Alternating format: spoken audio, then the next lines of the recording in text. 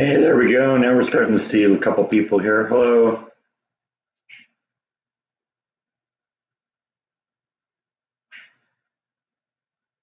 I was hoping putting a little bit of an announcement up on the Facebook page would let everyone know ahead of time this was going on. Hi, everyone. Now we're starting to see people pop up. How's everyone doing? Oh yeah, it's I got the first week behind me, so we're doing good right now. Yeah, starting to get a few people in here. Hello, everyone. Yeah, the eye's still a little bit red, but it's definitely doing better. Like I said, this is the second time in about 2 months that this has happened, and it goes away in a couple days.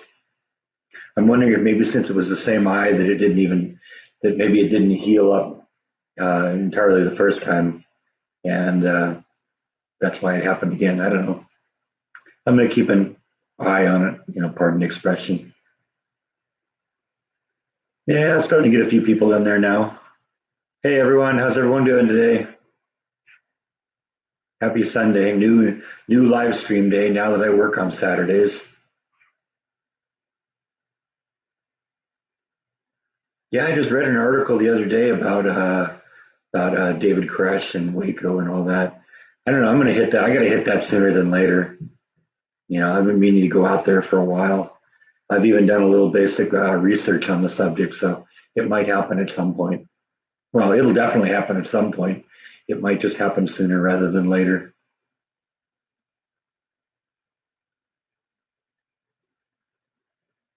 Oh, I haven't talked to my mom in a couple days, but she sends me text messages every once in a while, so I know she's still out there. You're recovering from that upset stomach. I hope it wasn't because of the burritos. That'll do it.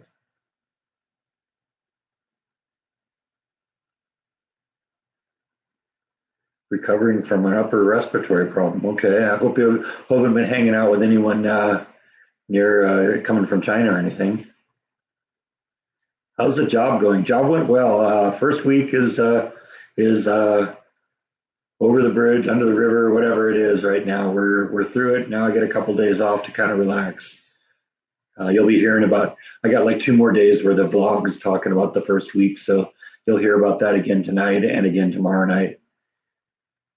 And then I guess I still got to figure out what I'm going to go out and do today. I don't have a clue what I'm going to do today.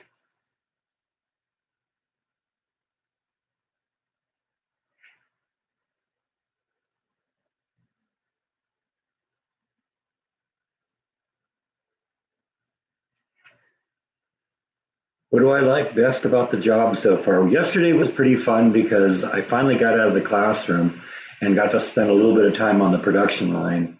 Now, like I said, there's a very complicated process I have to go through in order to be approved to even approach the machine. But I got to go into one of the downstream processes a little bit yesterday, and that was kind of fun because I could get up there and look at the machine and even touch the machine. Got to the point where I watched some of the stuff that people were doing and said, you know what, I could do that. Let me help. And I actually ended up spending a little time working yesterday, so it was good to be productive for the first time in a very very long time. Right, Bite? Yeah. You wouldn't know anything about being productive, though, would you? The only thing you produce ends up in the litter box. People occasional vomit on the carpet. Thank you, Kathy. I appreciate that very much. Thank you so much. Yeah, well, I'll look into something for that for my father. I appreciate that. My family does too. It's really nice of you. It's been one of those weeks, hasn't it? Holy cow. Lose my father and then and 22 hours later, have to show up for work for the first day. I made it through the whole week without anybody even knowing. I think that shows that I'm putting the job ahead of everything pretty much. I hope that hope that works in my favor. It was nice to get into the department yesterday and do some work though. That was it felt good to do it, and it was good to be able to produce something, give these guys a little bit back because they've been doing is like training me for the past week, and I got a long ways to go before I'm going to be ready to even get there and start doing my job. So, Jeff is at Disney World, huh? I don't know. It's kind of cloudy and windy out here today. I don't know how it is in Florida.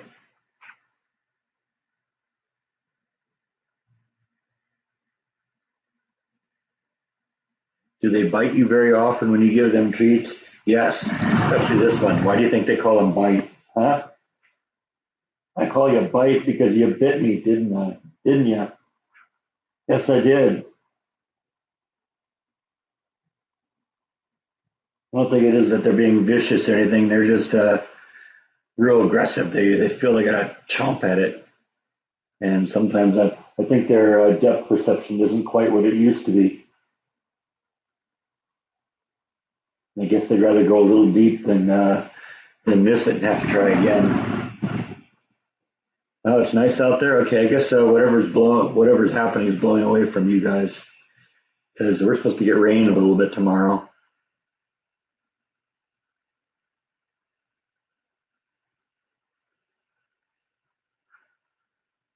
Does Flash bite? No, no, no.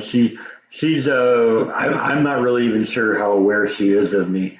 She tends to, whenever she sees movement, she just kind of pulls into her shell. So no, Flash doesn't bite. No way.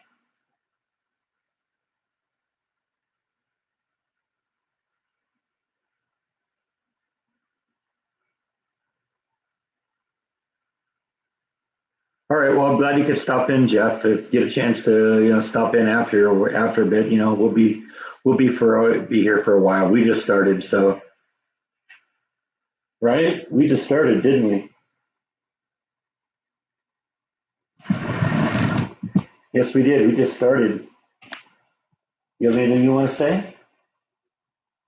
Huh? You just want the treats, don't you? That's all you care about.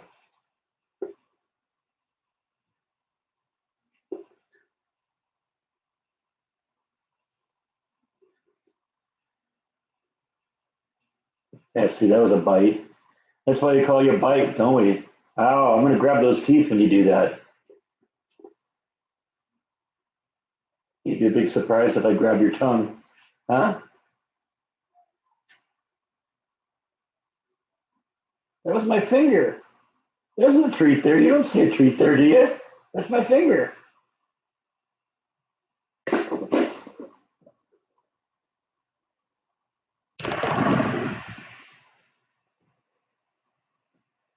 Oh yeah, yeah. Jeff started. That's right. Jeff just moved his channel to YouTube now. So yeah, go check it out. It's what kids smoking in the backyard or smoking in the yard, right? Thank you, Jeff. Appreciate that. Appreciate the prayers too. I know I told my mom a bunch of times about you, and my dad too. They know that you're a preacher and that you've been mentioning my father in the services. So we appreciate that a lot. Funeral is a week from tomorrow, so I'm going to fly out of here on Sunday, probably next week, and go home for a few days. Found out just as I'm starting the new job that they do shutdowns a couple times a year to do maintenance on the equipment, and one of those shutdown periods is coming on in about a week. So I'm just going to basically get my first few days there, and then they're going to shut the place down for a few days. So that ought to be interesting. But I've been told I won't lose any hours because what I'll do is I can go in and read SOPs and practice some stuff that I got to practice to get ready to be certified to approach my machine. So it probably won't hurt me affect a lot, but there's going to be some people who don't have any work for a couple weeks.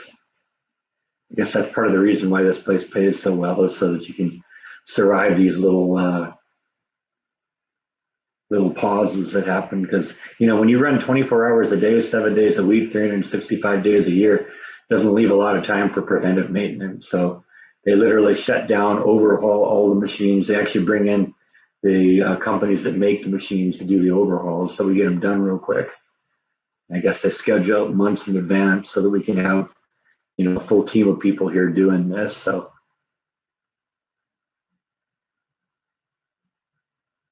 Linda made it here finally. All right, yeah, get to see one of those. Get to see one of these.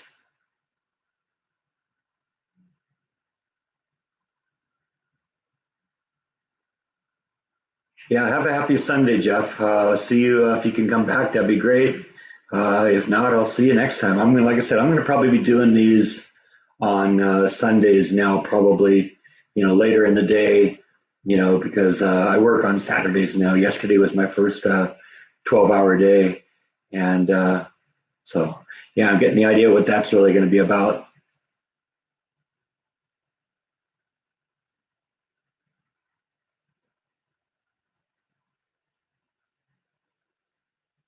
Yeah.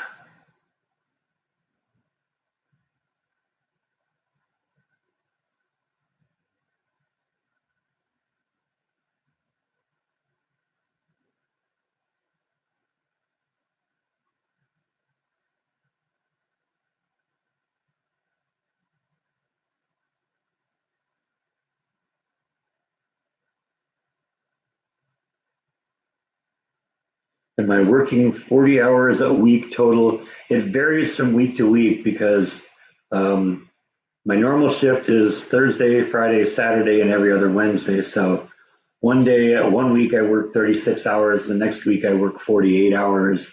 So it averages out to about 42 hours a week. But every other week I get a 3-day weekend, and then the opposite week I get a 4-day weekend. So I'm on a 3-day weekend right now. So that's nice. How's the eye? The eye is definitely doing better. It's still a little gross in there, but well, it's for the most part it's going away. That's what usually happens is when it happens, the eye kind of fades in about a week. So I'm doing all right. Last time it actually was gone in a couple of days, but yeah, it doesn't hurt. In fact, it's funny. I didn't even know it happened until I looked in the mirror and saw it glaring back at me. No, it isn't. It isn't pink eye. That's something entirely different. Pink eye is some sort of an infection. This is called a subconjunctive hematoma. Basically, one of the little blood vessels in my eye broke and blood kind of seeped into the cornea.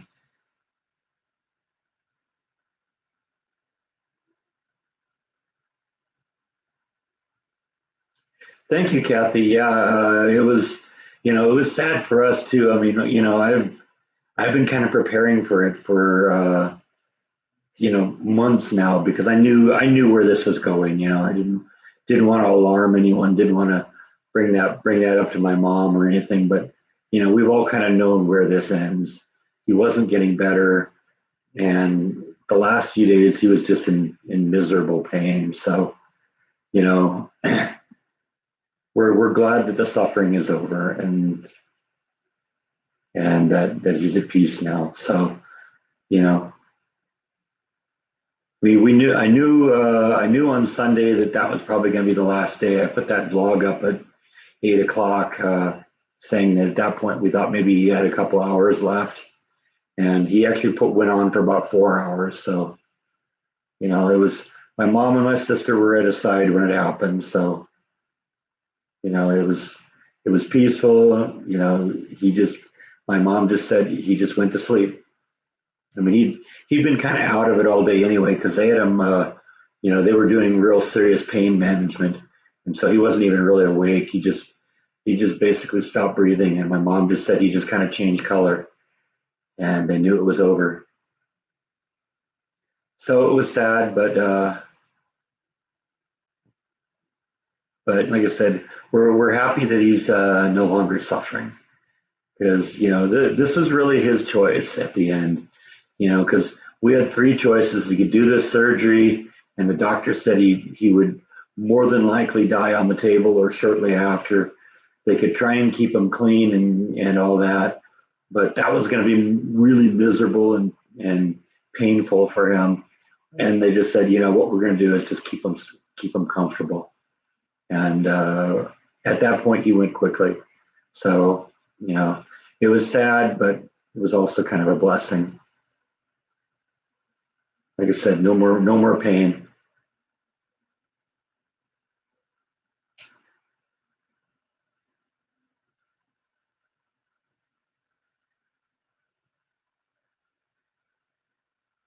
I haven't talked to my mom on the phone in a couple days, but I've been getting text messages back and forth. She wants me to speak at the memorial service, and so I'm trying to figure out what I'm going to talk about for that. You know, I'm kind of thinking what I'm going to do is one of my memories of my dad is after I got a house, he loved being a part of any kind of modification project that I did on it. So basically, every key step that we ever made in that house, he was a part of it. He was there when we laid the sprinkler system. He was there when we built the elevated brick planter. He was there when we installed the front or the backyard lawn, planted the trees, built the patio cover. You know, when I was cleaning it up at the end to sell it, he was the one that because I was working nights at that point because they weren't giving me any hours, and he would come in during his day while I was sleeping, and he'd be in the house and he'd like paint or do projects around the house, and then I'd get up and dismiss him for the day, and then I'd work at night or something like that. And without that, we wouldn't have gotten the house done as quick as we did. When we painted the outside of the house a couple of years ago, he actually took the worst, most thankless part of the whole thing. There were four different colors that had to go on the house, and one of those colors was dedicated to like the metal work. So there was like some iron grating on the front window upstairs. There was the front gate that goes into the backyard, and there was the front door. Well, that front gate was, just a bunch of like vertical bars, but then it had like this aluminum plate over it that had like thousands and thousands and thousands of little holes in it. And he painted that, and he ended up plugging up most of the holes. So afterwards he spent like 3 or 4 days with like a pin poking out each one of these holes so that it looked good again. So I mean, that was the worst part of the job. I spent a month and a half, 2 months getting that house painted, but he took the worst part of it. So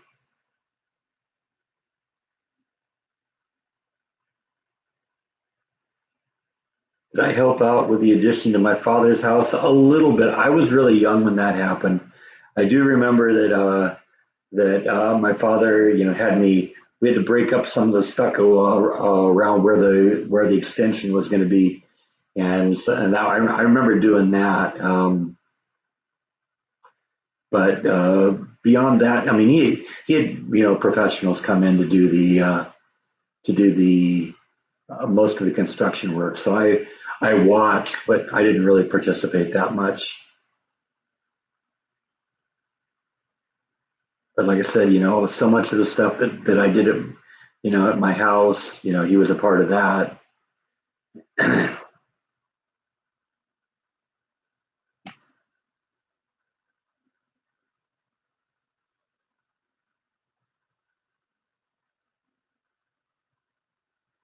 Yeah, I know. I kind of missed the "That's Not How It's Done" episodes too. But when you're in an apartment like this, eventually you run out of things. And there are still a couple things that I probably could do, but I'm not going to spend any real money on this place. This place isn't mine, especially now that we're kind of winding down. I hope now, within a few months to be out of here.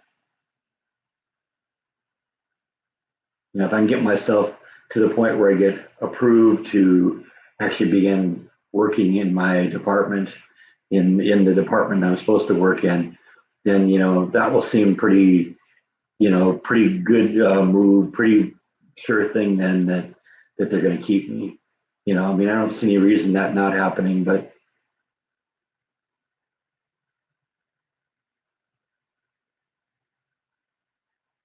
think I've already kind of put on, made a good impression, which is really important. Will you see Jordan when he comes back to Texas? I don't know. We haven't talked about it. I haven't heard from him on that. I think the last I heard from him was about a week ago when he expressed his condolences for my father passing.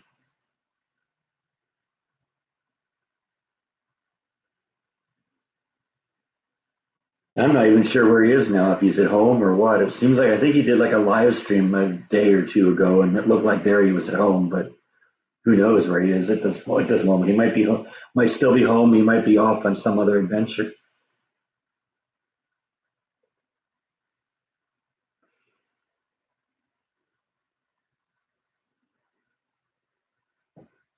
In my house hunting primarily in Waco, in and around Waco. Right now, I'm kind of looking in the area where the job is.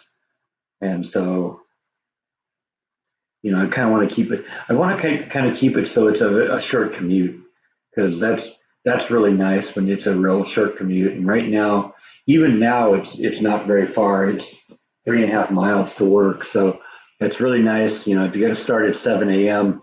to know that you can leave at 6:30 or 6:40 or something like that, get there on time.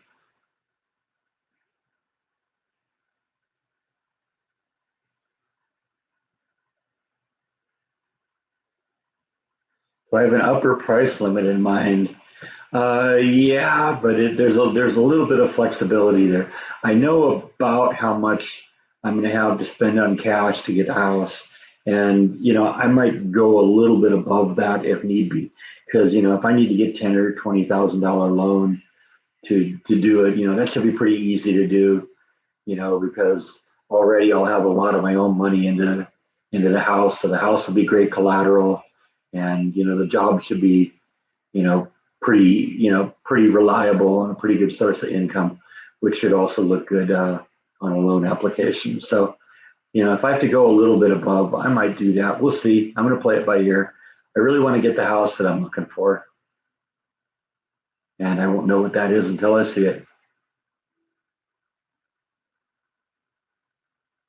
Yeah, I did see the thing on Jordan Lyons' Facebook page.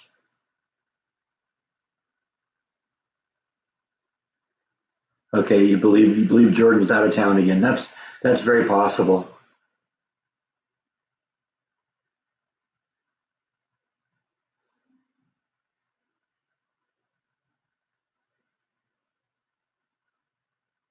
Yeah, my father was actually really kind of proud of this thing too.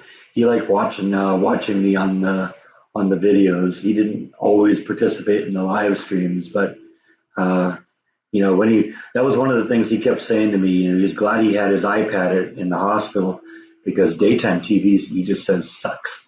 I wouldn't know. I don't usually turn on the TV that much anymore, but there's game shows and soap operas and news and stuff like that. And just, he just, it wasn't for him. So he was glad, he was glad that he could watch the videos of me. So that was fun to know he was watching all those. And I know he did too because he'd ask questions about things. He just did the Spock future. Yeah, I guess I know about that because he did that a while ago because he sent me a picture a while back with it was the cover photo that he did from the future James Kirk house or the future James James Kirk birthplace. And it's funny if you watch the movie, the reboot movie, the Kirk was actually born in space, but whatever. I guess that's the difference between the original and the reboot. There's always a little bit of difference in the details.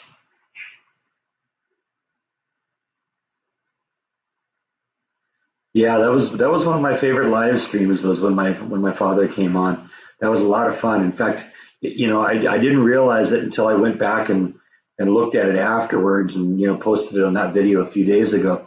How long it was he was on. I was under the impression he was on for 10, 15, maybe 20 minutes. It was more than 30 minutes. So, it was just we had a real fun time that day. And I was glad to do it. He seemed to have a lot of fun. Um,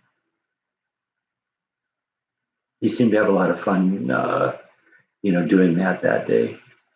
We were going to try and schedule another one, but it just didn't work. Jordan got me a souvenir from the Star Trek Museum. That's cool. Yeah, he knows I'm a big nerd, big Star Trek nerd.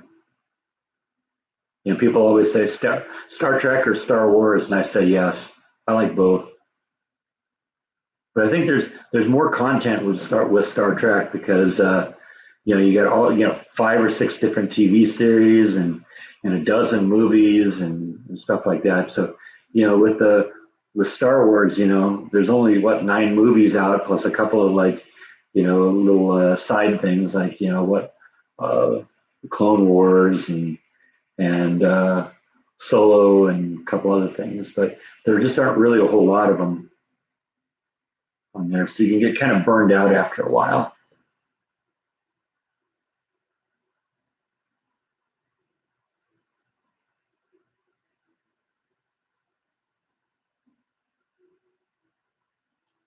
Sounds like somebody's playing hip hop next door. I don't know if that's coming through. I think they might even be just out in the parking lot. When the new management company came in here,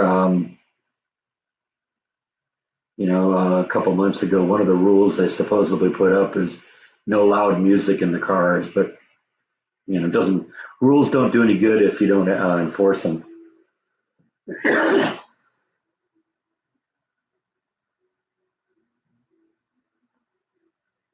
And there's nobody even here on property on Sundays, so right, right, bite.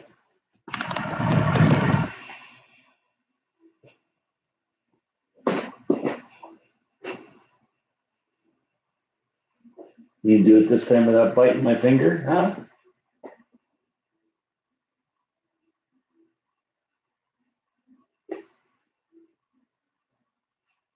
Ow! I think you're going for blood, aren't you?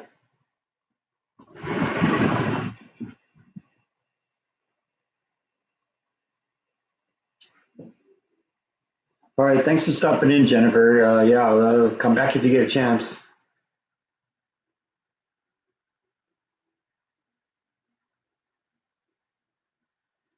Over 300 members on the Facebook page. That's kind of cool. Holy cow, 101 people here too. I looked just a few minutes ago, there were only like 30 people on here.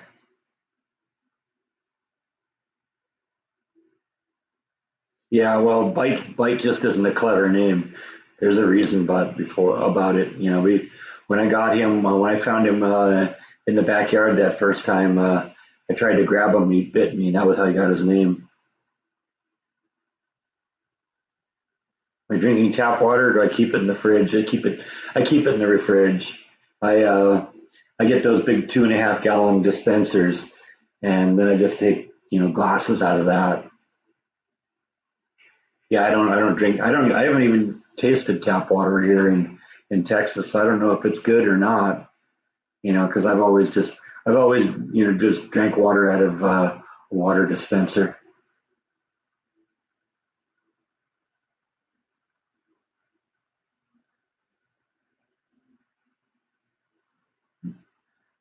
What if I put the treat in the palm of my hand? If I put the treat in the palm of my hand, he never finds it because he always looks to the fingers. It never dawns on him to look a couple of inches away. Has the virus come to Texas yet? Yeah, I think there's one place in Austin or something like that where there's a case of it. I honestly haven't looked at the map in a couple of days, but I think there is a place in Austin that has it. I heard that they just canceled South by Southwest down there because of it. I think that's an overreaction, but whatever. How do I like my coworkers so far? They're really nice. Yeah, they were all very friendly and nice. And I mean, that's just part of the Texas thing. Even I was running into people yesterday in the hall, and they just walk up to you and say, "Hi, how are you?" Hi, my name is so and so. What's your name? Oh yeah, nice to meet you.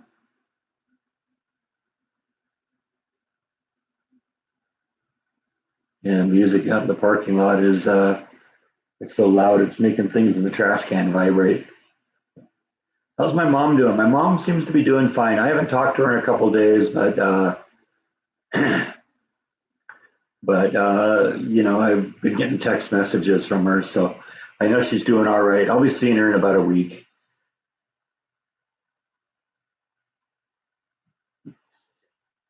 Yeah, I probably should hold the kitty treats with hot dog tongs. It's probably not a bad idea.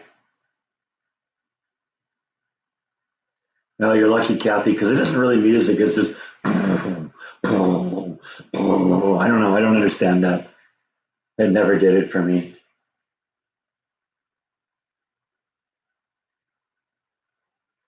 I don't know. I was reading, the question is, will the virus affect my travel to California? I hope not, but I was just reading from someone today that said people shouldn't be flying. It's like, oh, great.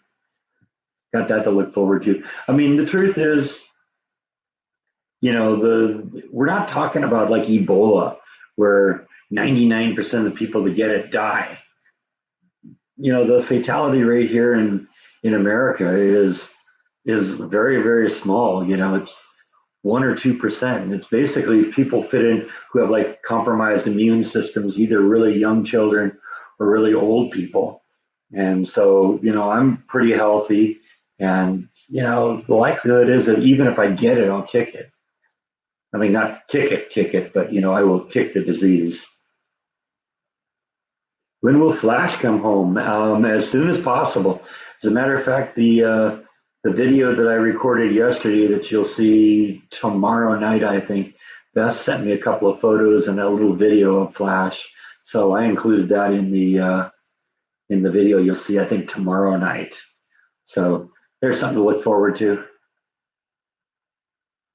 No, I haven't been able to make contact with Michael about the tax situation. I contacted him through Facebook, and I think maybe that's not the best way to do it because I looked, when I sent him the message in Facebook, about a week or two ago, I looked at his profile, and he hadn't posted anything since December. So I don't even know how long how often he checks in on that.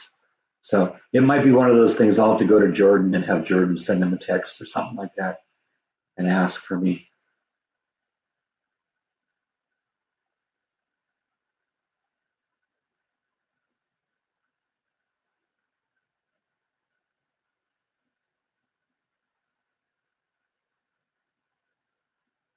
Yeah, I've heard those face masks that people are wearing don't do any good. I mean, I kind of know a little bit about Facebook face masks because I wore them when I was in the clean room at DMI in those days. And I know, you get a big gap right here, and so rather than your air blowing out this way, it just kind of comes out the top. So yeah, and I mean those masks don't do a whole lot to contain viruses anyway. A virus is very, very small, and frankly, those masks just don't have that level of detail. If it would, or they aren't that fine of a mesh. They're not really designed for that. So,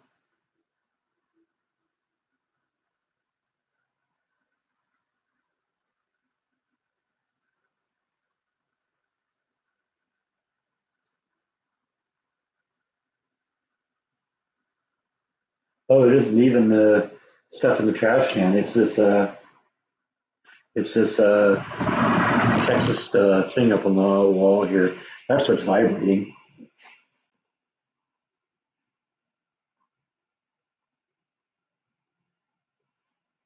I guess it makes sense too. I was hearing the vibration from the music out in the parking lot, and I thought it was stuff in the trash can, but yeah, it's actually that metal Texas sign there. It was like vibrating against the wall. And I think it's probably not the sign itself that's vibrating, but the walls are vibrating a little bit. So,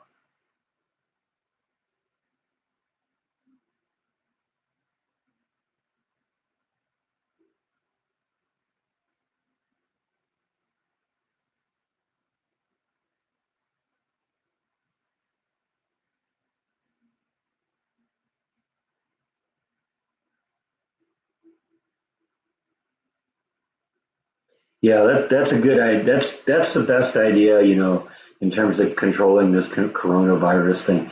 Just wash your hands and don't touch your face with your hands as I touch my face with my hands.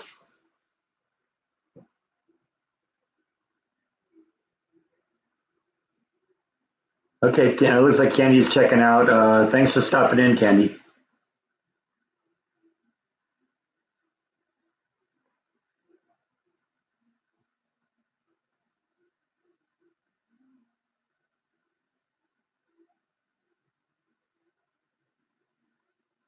How's the weather in Texas? It's a little cloudy, a little windy out there, but it's actually kind of warm. Nice day out today. It's about 70, so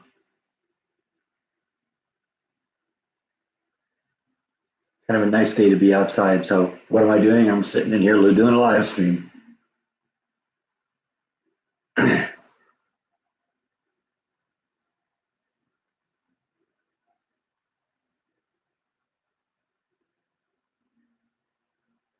Have you gone to the doctor, Jan? You don't want to let it go too long,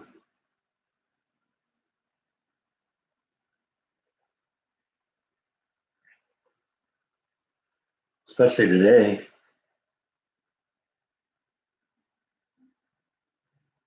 I'm Meg 65.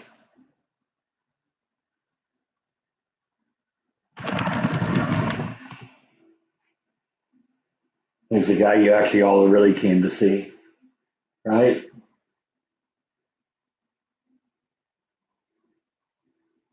I could put the laptop up on a ladder up in the cat room upstairs. You'd just stare at them for hours, wouldn't you?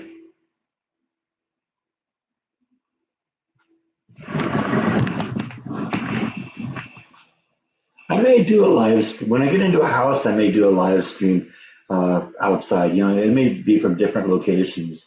Really can't do it here because there isn't any place where I wouldn't run the risk of the neighbors or something like that. You never know, the neighbors get in a fight and all of a sudden you get a bunch of profanity on the channel and stuff like that. It would have to be um, some place where I can kind of control the environment.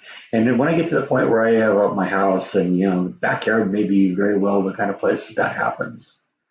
It'd be nice, if I had a bunch of places I could go. If I get good enough Wi-Fi that can get out into the yard, that'd be kind of fun to maybe do one in the backyard from time to time.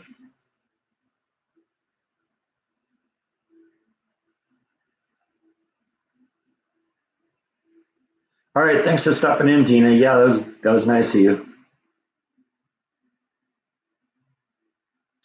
Mid 50s in Minnesota. That's actually sounds like a heat wave.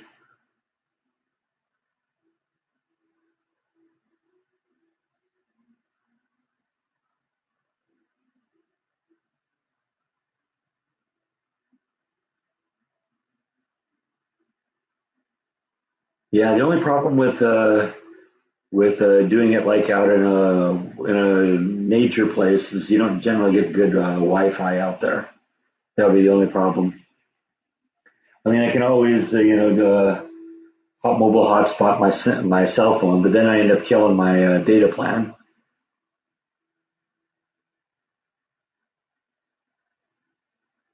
Do I have to take lunch or dinner to work?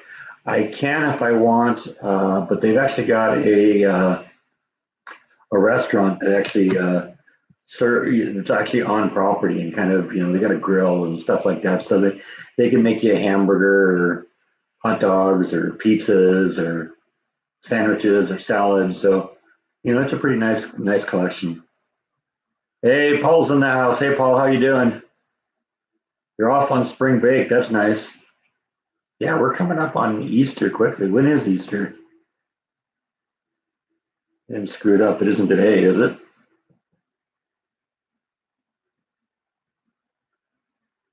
I have to look at the calendar to figure that out.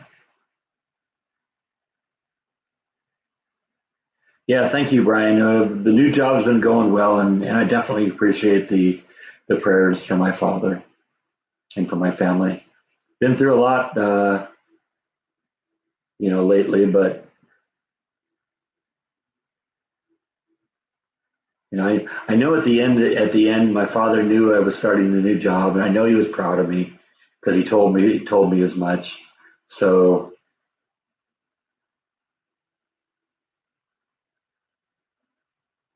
you know, that just gives me the inspiration to do as good as I can because you know, he had faith in me and knew that I would do well in this job. So now I got to prove him right. All you Americans set your clocks forward. Yes. Well, I can't speak for everyone. I did. Uh, it was actually my sleep schedule was a little weird last night because I was actually up until about 3 a.m. before I was actually ready to go to bed. So I was actually awake when the clock changed.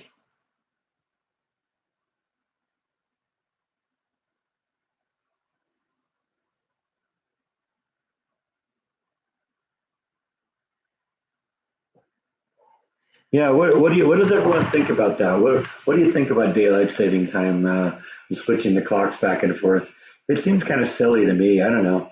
You know, it's one of those things. You know that I you know I just wish they'd pick one of them and stick with it.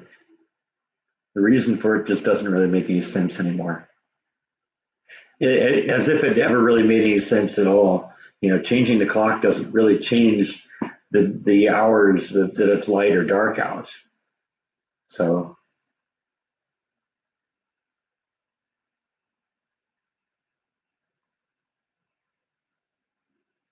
yeah, my phones and my phone, laptop, and tablet did it too by itself. But I got a couple of manual clocks around here I had to go do. It's funny, the clock on that thing reset itself, but like my weather radio, I had to change it on that. And of course, the microwave and the stove and the clock on the actual physical clock that I have sitting on top of the computer in the other room there, I had to go change that. And of course, my alarm clock upstairs, but you know, a lot of things they change automatically. I got a couple of computers and they all changed automatically.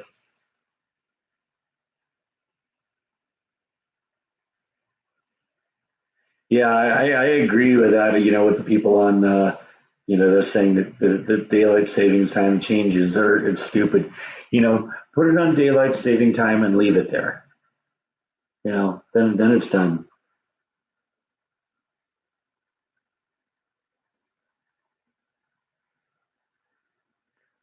Yeah, exactly. No need for it now. I don't know if there was really any need for it in the past. I mean, you know, if you know the whole argument is it was so farmers could you know work later into the day, but you know what? If you work until the light goes out and the light goes out at 6 o'clock or 7 o'clock, it doesn't really make a difference. If you're working when it's light out, you're working when it's light out, regardless of what the clock says.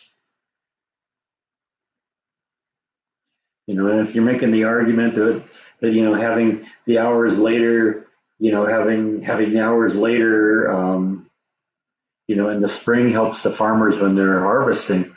You know, that seems you're going in the wrong direction because you're making it light later in the day, not earlier in the day. It would make sense in that case to have it earlier in the day so that farmers would have as much time to work until it was dark and then still get their product to market. But we're actually going in the wrong direction for that. So it doesn't even make sense. I don't know. It seemed to me I heard a quote of a Native American sometime. I don't remember what the exact quote was or who it was that said it, but it was something to the effect of that it was crazy to think that you can cut 1 foot off of the end of one end of a blanket, sew it to the other end of the blanket, and have a longer blanket. Guess that kind of makes sense.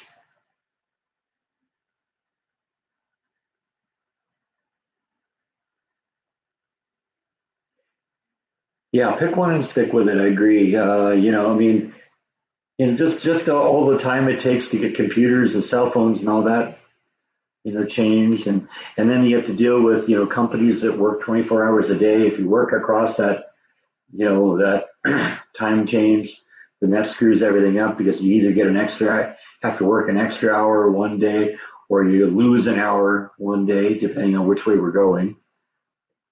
Because when you fall back, you end up uh, having to work longer days, and when you move forward, you end up, shortening your days. So yeah, I don't know.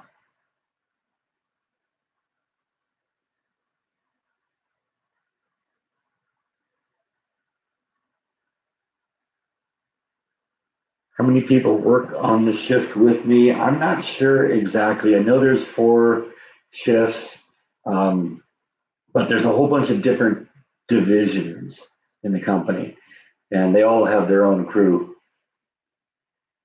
When I was in the department meeting yesterday, it looked like there were about 20 people in there. I didn't actually count though. But see, we got like what 14 product lines that we're running, and they all have to be manned. Some of them are down being repaired, or some of them are new and being installed, and that kind of stuff. But it seemed like there were, like I said, 20 or some odd people in the department I was working in.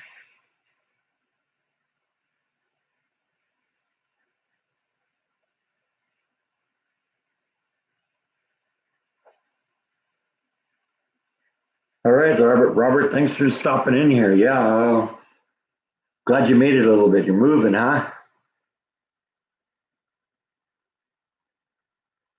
Take a little break here with us.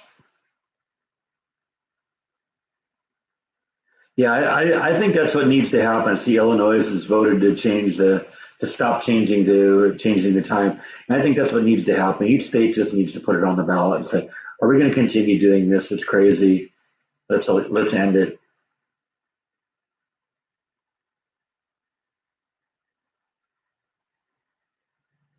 Yeah, my father had a sailboat for a while in when he lived in California. We went. There was a place down in Mission Bay in San Diego, kind of right across the bay from SeaWorld, called Vacation Village at the time. I think it's called something else now. Paradise Paradise Point, I think, is what it's called now. We used to go vacation there a lot because it was right on the water, and it was, you go swimming, and there were trails, and it was a fun place to be. A lot of swimming pools, and it was great for us when we were kids. And my father learned how to do sailing there because they had little sailboats that you could rent. And he took a lesson on it and loved it, and went out and bought his own sailboat. And he had that for, I don't know, 20 plus years, I think. And then about the time he retired, he really stopped doing it at that point. So he donated to charity. But yeah, we went sailing a lot. He asked me if I wanted it. And it's like, I was never the sailor he was. I went out with him, but it wasn't really that fun to me. If I was going to get a boat, I'd want to get like a motorboat or something like that.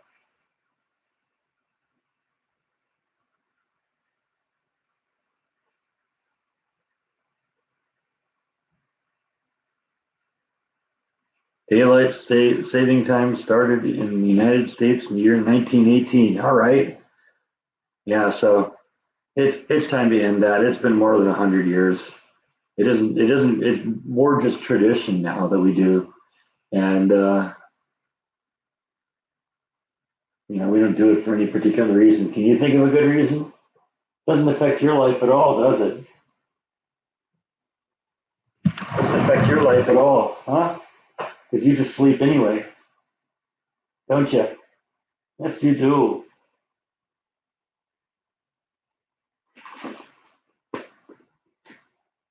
You stick your head in the kitty treat jar, huh? Huh?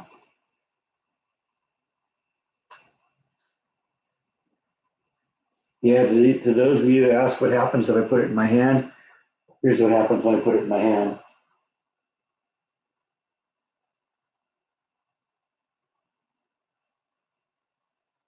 Yeah, see? Didn't even know it was there. I think he did. I think that's part of it. He wants to draw blood on my fingers. It isn't enough to take it off of my hand and eat it without if there's a little bit of blood in it, right? My cat's a vampire, aren't you?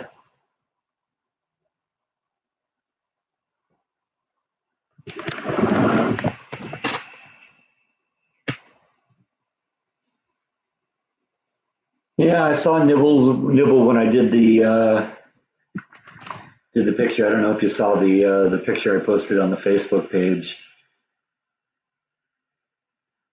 About 30 minutes before that, I posted a little funny little picture with a couple thought bubbles above the kitties talking about the live stream.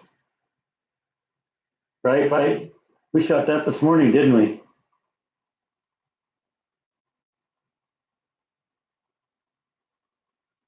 Yeah, you'd think you would smell the treats on my palm, but I think what happens when I handle it with my fingers, he smells it on the tip of my fingers, and then says, "Oh, it's not, he's not there, so it must not be anywhere." Yeah, he wants the extra blood nutrients. That's gross, Bite. Are you a vampire? Huh? Jan just said give that to you, so that's for you from Jan. Yeah.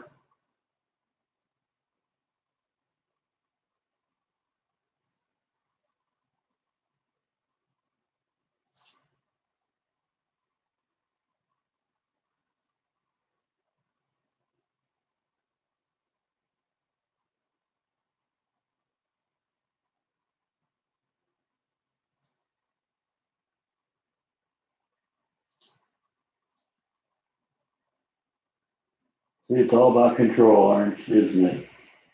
Sit there and hold my hand in place with your paw. That's how that is, isn't it?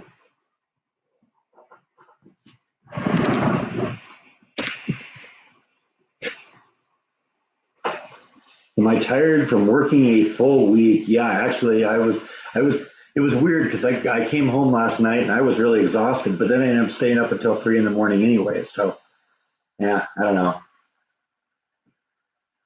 He'll probably catch up to me in a day or so. You know what? Check this out. Eating it right out of the jar.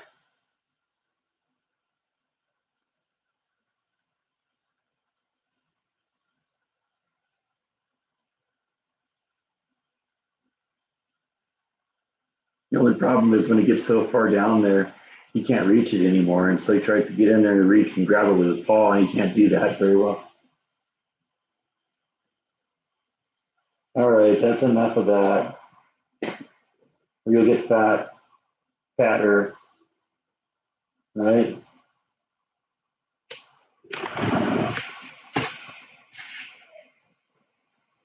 Yeah, it wouldn't be so funny if you got your head stuck in there, though. Actually, that would be kind of funny, wouldn't it?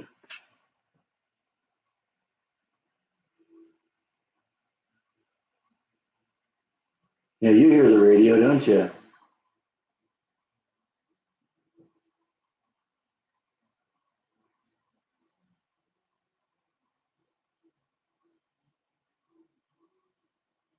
I haven't decided what I'm going to do for a vlog day. It's actually going to be 5 o'clock when I get done with this one. So I don't know. We'll see. I might just go out and do some walking a little bit. Although I got to admit, the place that I'm working is, it's a big, huge place. So you end up walking around a lot in that place. 'Cause, the lunchroom is in one portion of the building, and then like you're almost as far away as you can get to get to where I work. So, you know, end up walking back and forth a lot. There were a couple of points yesterday when I first started off the day yesterday, they just put me on a computer and said, we want you to read SOPs. And, I said, oh, okay, I got to go back to my locker to get my glasses. Oh, I got to. And then we had one of the training things was actually audio and video, and they give you a little head earbuds so that you can, hear what's happening and all that. And after going to pick up my glasses, I had to go back again and get my earbuds just so I could, because it's noisy kind of in the manufacturing area and kind of hard to hear when you're just trying to rely on that tiny little speaker in the computer. Actually, I think I kind of want to get involved maybe in helping them do some of their online training too, because it's clear that a lot of their online training is stuff that they've done at home or they've done on their own rather than having some professional do it. And I was like listening to some stuff yesterday in the training session, and like the audio levels were all over the place. So when you got like earbuds in your ear, and you have to crank it way up to because one person is talking really quietly or wasn't properly mic'd, and all of a sudden the next one comes in and they're like really, really loud and all that. It's like that seems to me that could be done way more consistently. You know, you got to go in there and show them some of my vast video producing and editing experience, and let them know how we could maybe fix some of this stuff.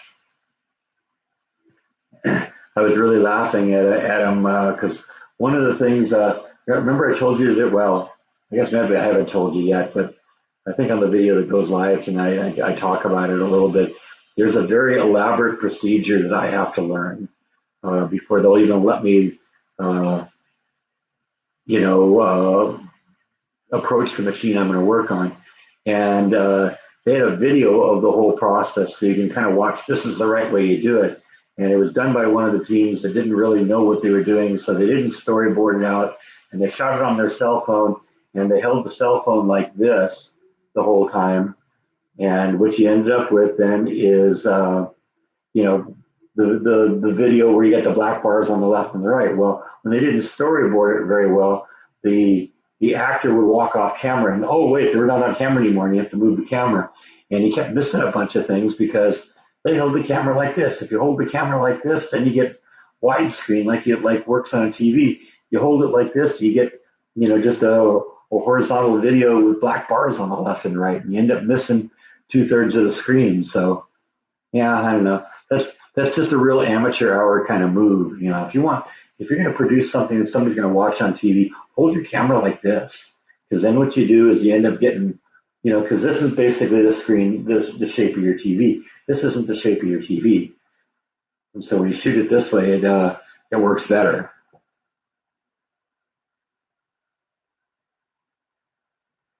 Just my personal preference, but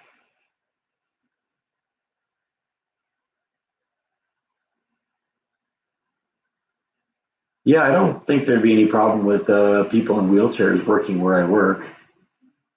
I think there are certain jobs they wouldn't be able to do, but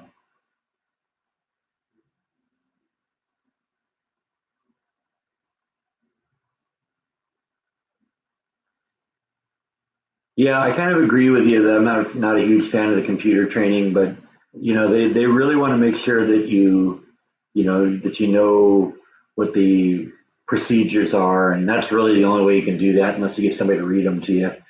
And it wasn't really a whole lot of you know online training for it's mostly reading, you know, standard operating procedures as opposed to, okay, this is how you do the job, you know, and here's video of the person doing it right, and here's video of the person doing it wrong. The kind of stuff that was um, you know, there was kind of the online video training kind of stuff was like more general things like, you know, sexual harassment training and like that, you know, because they could teach everyone how to be a sexual harasser. That's really important, you know. Waiting for my opportunity to go out and practice that now. I mean, you know, those sexual harassment things, they're just, it's one of those things they have to do it because they have to do it because otherwise you end up getting sued if you don't do it. And oh, hey, look, I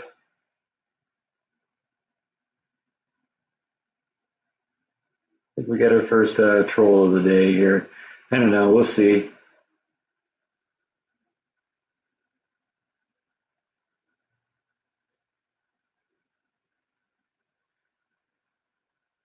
Yeah, I think I'm just gonna.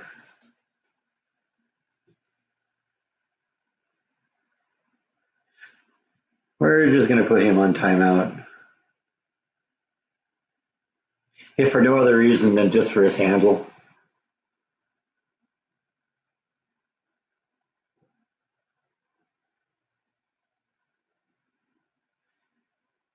Yeah, there's a ton of SOPs though. You know, at this place because like every little process has you know has a process, and you have to do it right. You know, this is a real serious manufacturing thing, kind of like, when I was doing CDs, it was very critical that it be done exactly right every time because, there's so many things that can go wrong in the CD world and in this world if it's done wrong. So SOP is an acronym, stands for Standard Operating Procedure. I have to. It's kind of a pain in the neck too because there's different terms for I got into the habit of saying SOPs when I was over at Warner Brothers, and then when I got over to Disneyland, it was OGs for operational guidelines, and now I got to get back to SOPs again. So I don't know. They aren't really testing me on the SOPs. I think they want me to read them just because at this point, the SOPs don't even really make a whole lot of sense because if you don't really understand the procedure in any way, talking about, hey, you press this button and you press that button and you go to that menu, it's like, well, if you don't have the thing in front of you, it doesn't really help a whole lot. It kind of puts the idea of some of the basics into the process. And I've kind of built a few of the things, built on a few of the things based on what I read from the SOPs. But, you know, I'm guessing they want to kind of get all that in your head so that when you actually learn the job, you can say, oh yeah, okay, I remember this in the SOPs.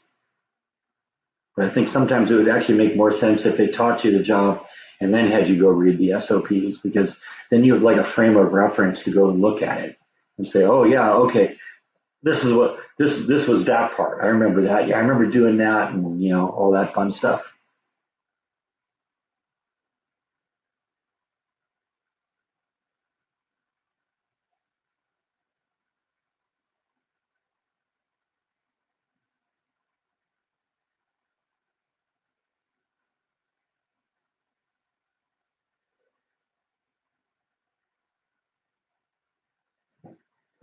Yeah, I see them too. I'm just kind of watching what happens here.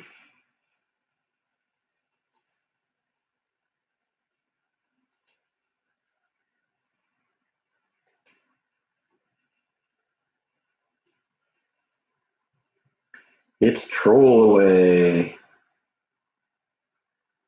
Are there any women at my work? Yes. Yeah. Significant number of the employees are women.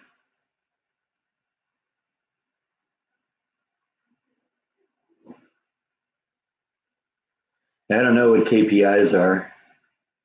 I'm guessing it's some other name for procedures. See, I think a lot of it just depends on what the individual company decides they want to call it. Hey, I'm kind of an SOP kind of person. Hey, now let's do OGs. You know, because it's funny because it sounds like you're saying, oh, geez.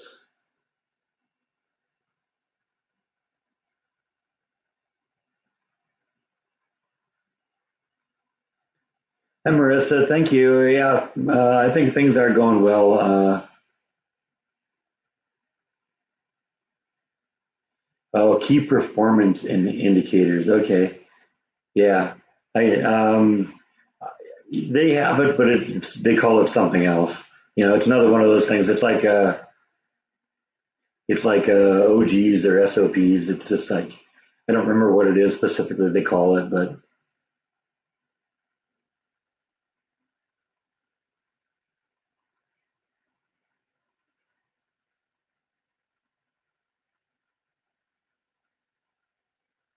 yeah. Well, I mean, if we're going to get to the point where we completely change our world, to avoid a virus that has what a 1% lethality rate. I mean, I think they're just wow.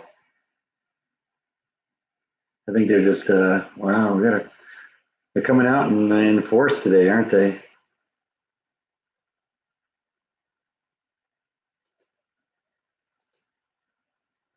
But whatever.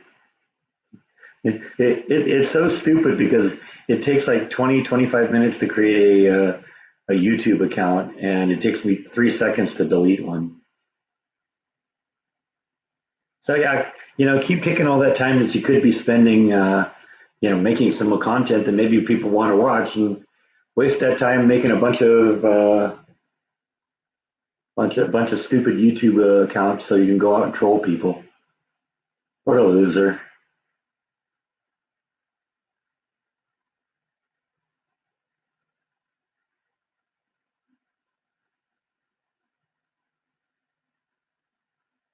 Oh, I'm sure it probably is the same person. There's no doubt about it. Their whole life must be coming up with a bunch of crazy YouTube profiles so they can switch from one to another to another to another. No, it isn't that they got no sense. They just think they're being funny, but they're just wasting their time.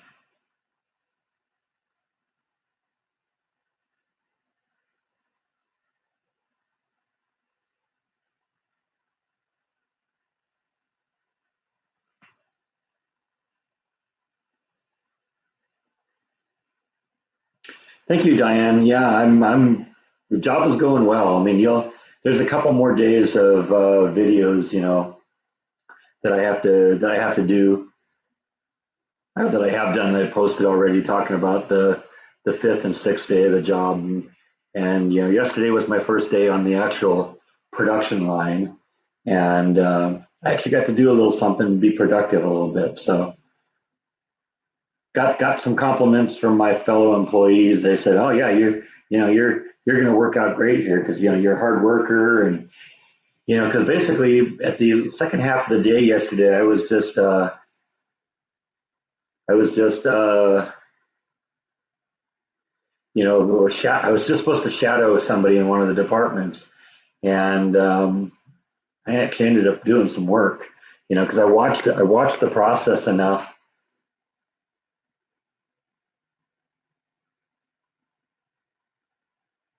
Watched the process enough that I could, kind of figure out how to do some of the things. And so I was, at the end of the day, I had actually figured out three or four of the steps of that particular process. So it was nice to be productive again.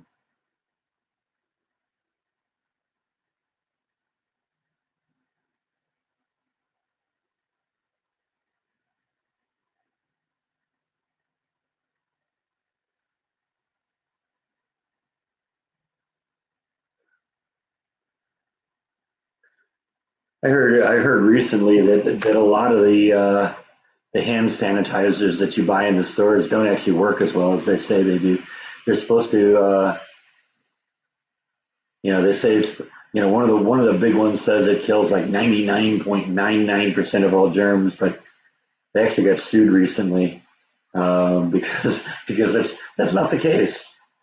A lot of the big ones don't do as much as they say they do. Yeah, I know. I'm watching Dingle.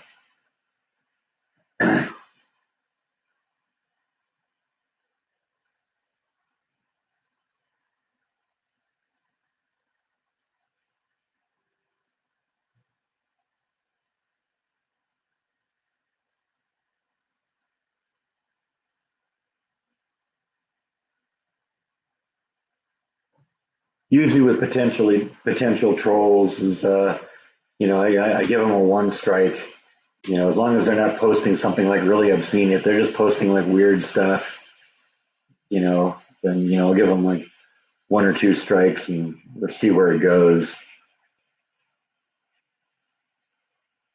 Because I'm not against like strange questions, out of the blue questions. Those kind of keep things interesting. But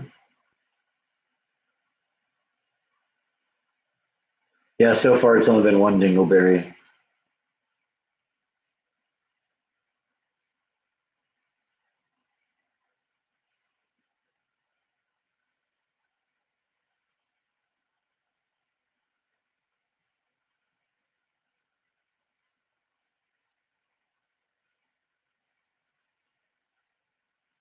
You want to be careful using alcohol though as a sanitizer because alcohol tends to dry your hands a lot. Kind of dissolves some of the natural oils that need to kind of be in your hands. So you got to be careful using alcohol.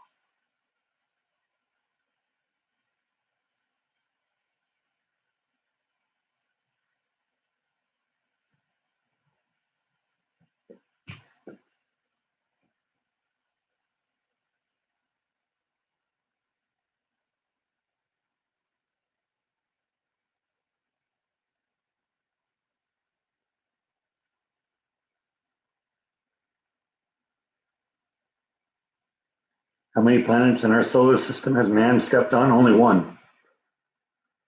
I know people say, well, they've been to the moon. Yeah, but the moon isn't a planet.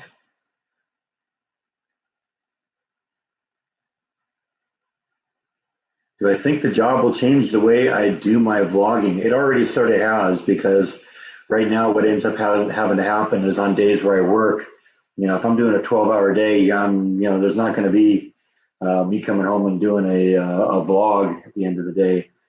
So yeah, it is changing things a little bit, but we'll keep. I'm going to continue trying to do them on a daily basis, even if it's just the me sitting in the chair talking to the camera kind of videos. I don't know. You're probably not going to want to. I'm probably not going to want to do videos where every day is me coming home and talking about what happened at work, because that's going to probably get boring. But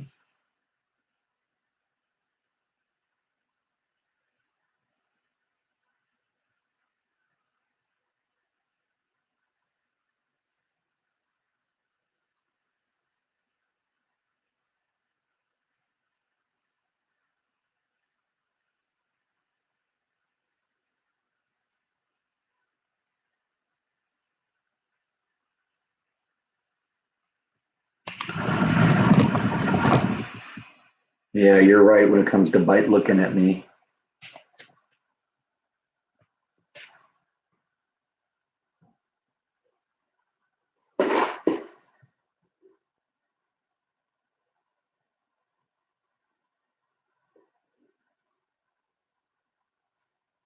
That was my finger.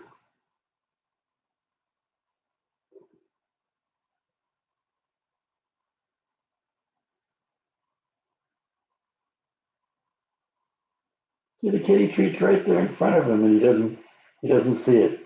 Going to the tip of the fingers. It's half an inch from his nose.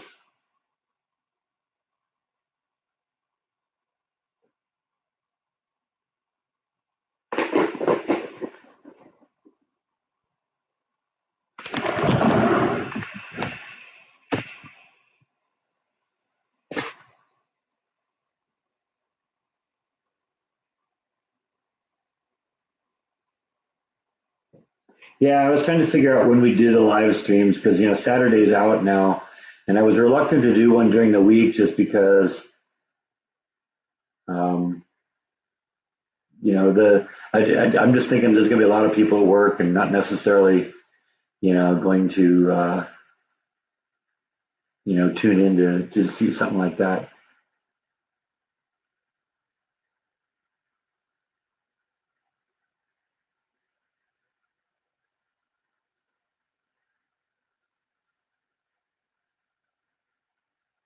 Hey, Diane,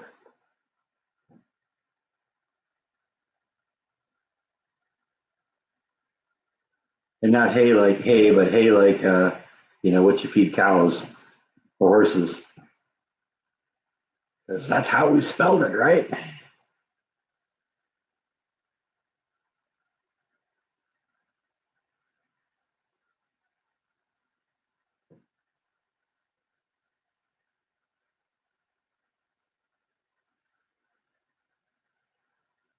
Don't use vodka like the. Yeah, I mean, if you're going to use something for disinfectant, you got to use whiskey.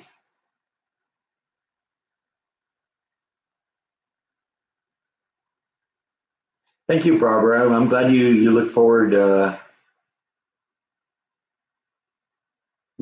my vlogs.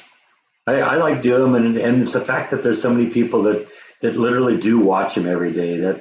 That's what makes, because it is a lot of work to come up with those things.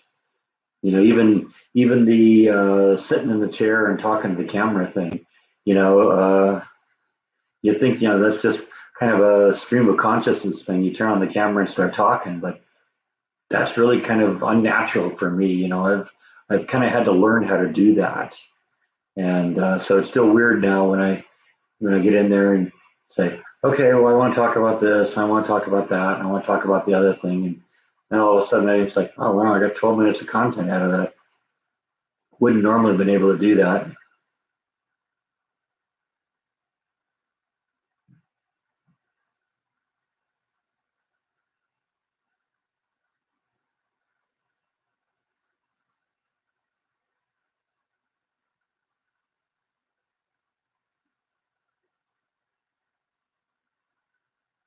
Catching up on what's going on here.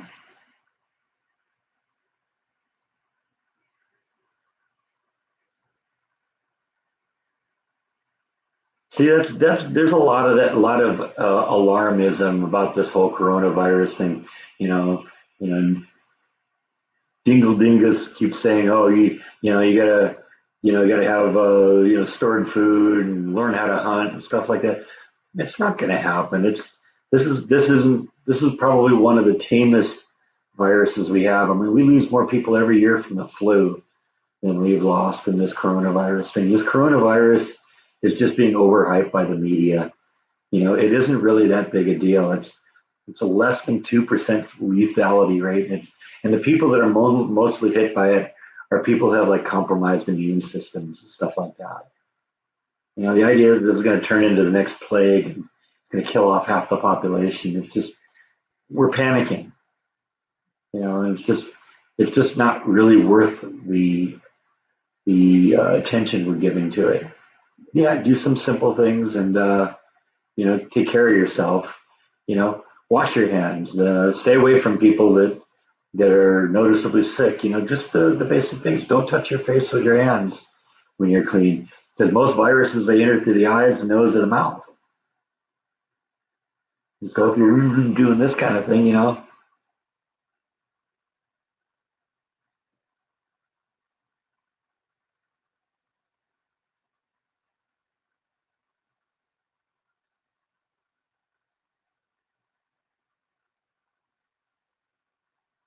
and 98+% of the people who get the virus, survive it. It's still, even in the places where it's the worst, like in China, it's still only 4% of the population are dying. Yeah, SARS virus, Ebola, H1N1, bird flu, swine flu. I mean, every couple of years we get one of these things that's the end of the world. It's time to relax a little. It isn't, it's something that we have to think about, but you know what? We're going to find a vaccine for it, and then we're going to be laughing at ourselves that it was nothing.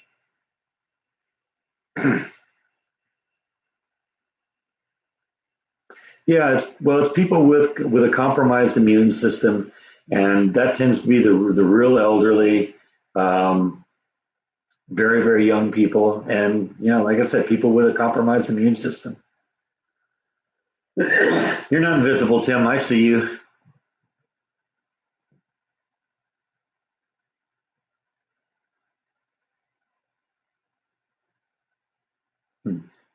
Tequila and hot salsa cure everything. Yeah, ain't that the truth?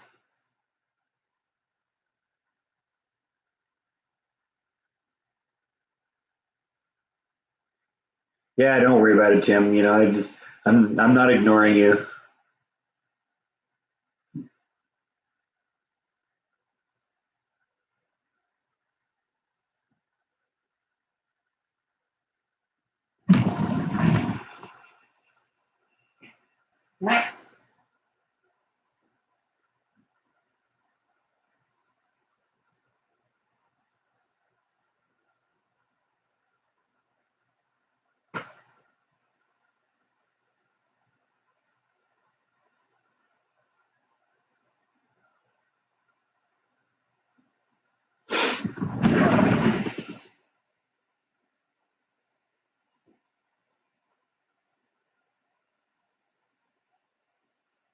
Oh, I'm not saying that coronavirus is nothing that we can ignore it. It's just to panic over it is going overboard a little bit. You're more likely to get struck by lightning than die of coronavirus.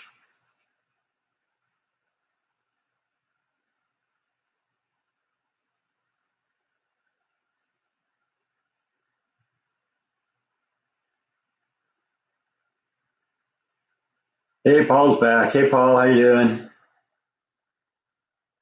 Been doing any interesting vlogs lately?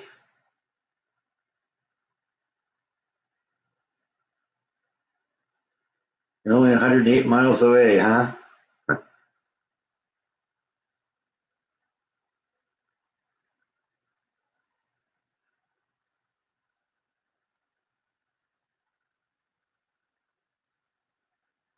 Hi, VNA.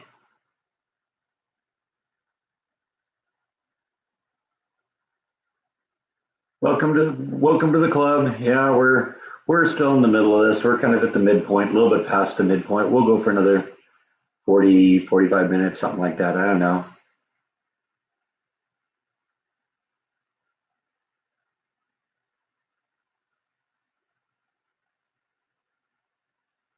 Yeah, well, that's it. You know, the media is overhyping this.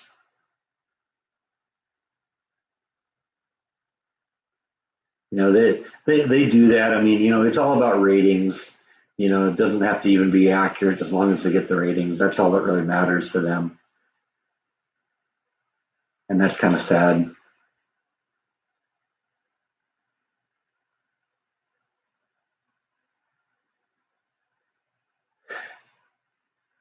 Yeah, I know it's frustrating when people start panicking over it, but you know, you just got to keep your head.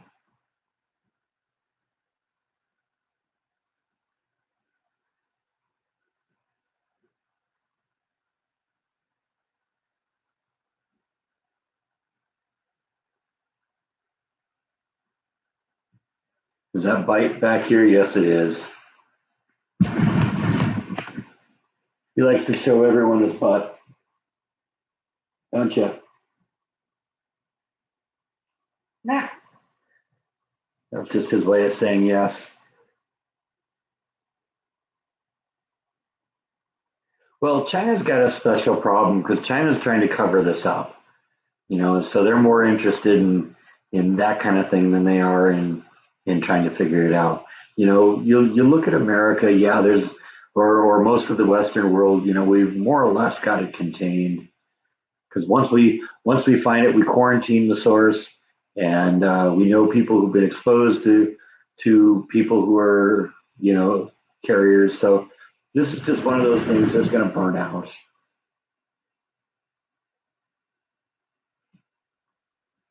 I heard a joke the other day that the Corona is spending a whole bunch of money trying to get the CDC to rename the virus Bud Light, the Bud Light virus.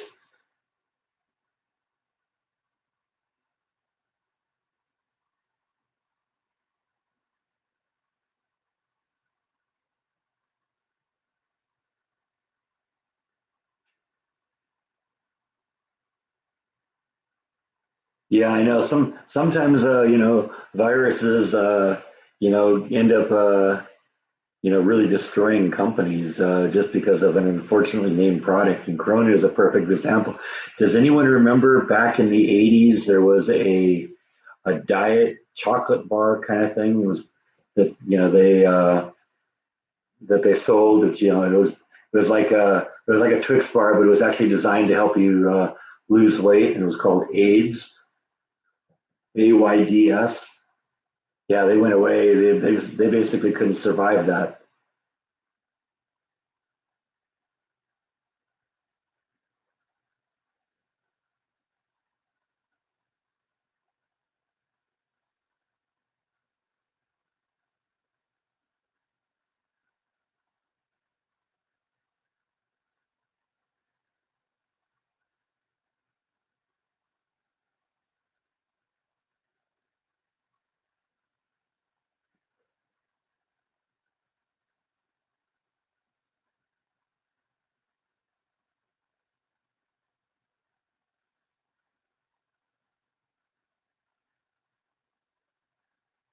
Yeah, Diane, you're probably just too young to remember that.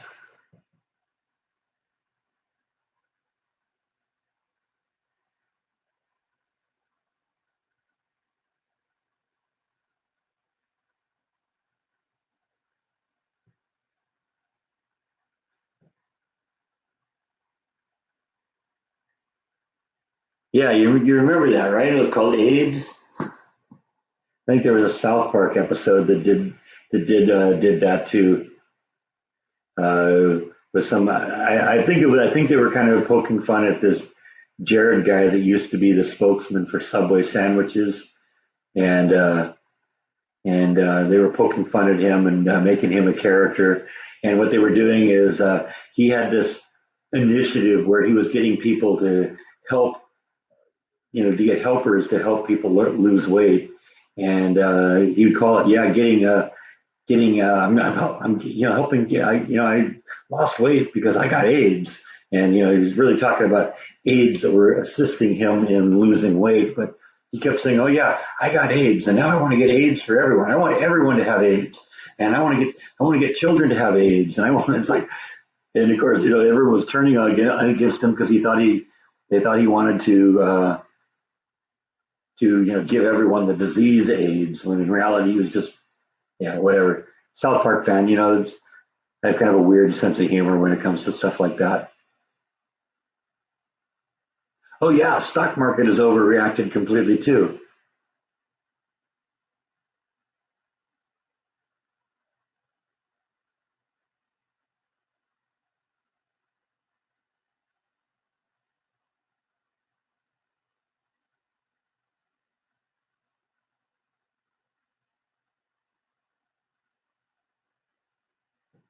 So you got anything you want to add, Fight?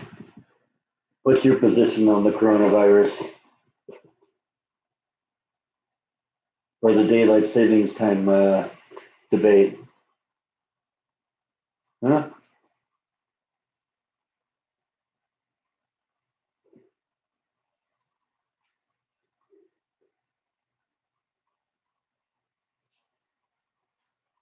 I guess that's it.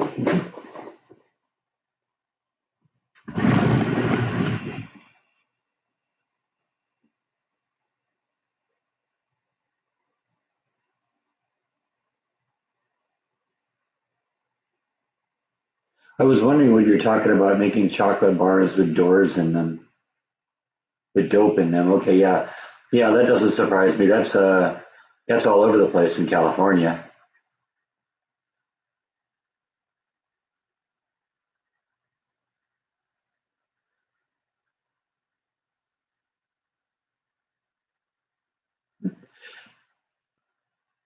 Oh, hey, that's one of the reasons I liked South Park, is because they always did kill Kenny. By the way, Kenny Reed, I'm assuming you're the Kenny Reed I know.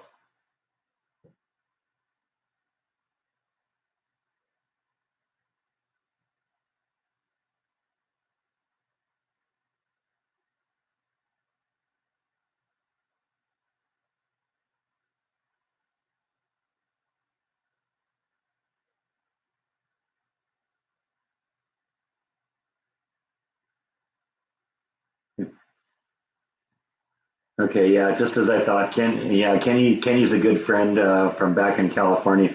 You may remember when I went with Beth to Knott's Berry Farm a couple months ago, and we brought uh, Beth's nephew and niece. Yeah, Kenny is the father of Coral and Connor, so they're all kind of in the family there.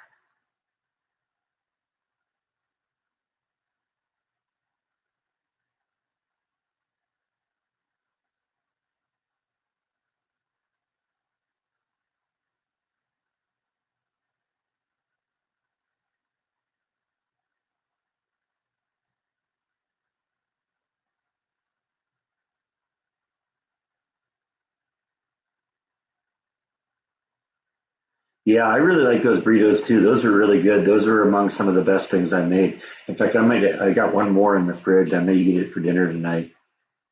I gotta get to the point though where I do something with those extra two tortilla shells. I was thinking maybe breakfast burritos or something for breakfast some morning.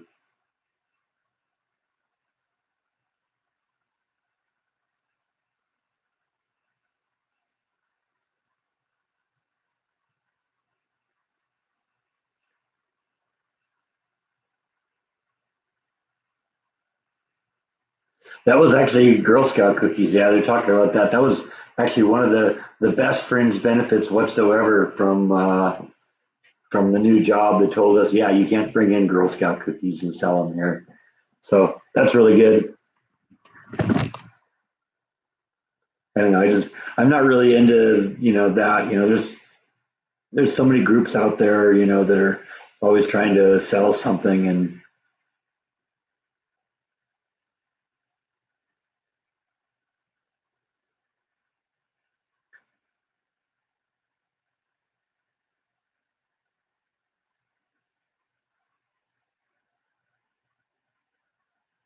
I can bring my food to my lunch to work. A lot of people do that. They provide refrigerators. They have also a very strict policy.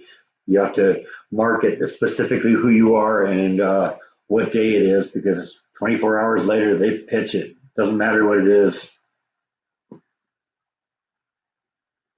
Yeah, yeah. Jared from Subway was doing some kind of disgusting stuff. I think it was something with kitty porn or something like that. I don't know.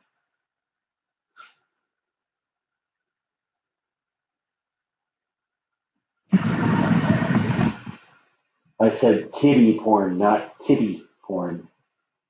Those are two different things. Not about you. It's not always about you.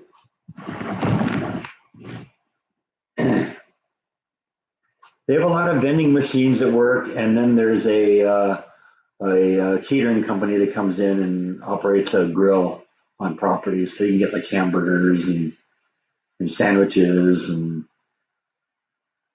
fried chicken and chicken fried steak and chicken fried chicken and pasta and pizza and all that kind of stuff.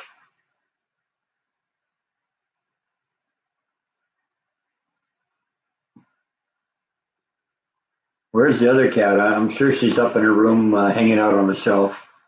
That's just who she is. She's not really into this whole live stream thing.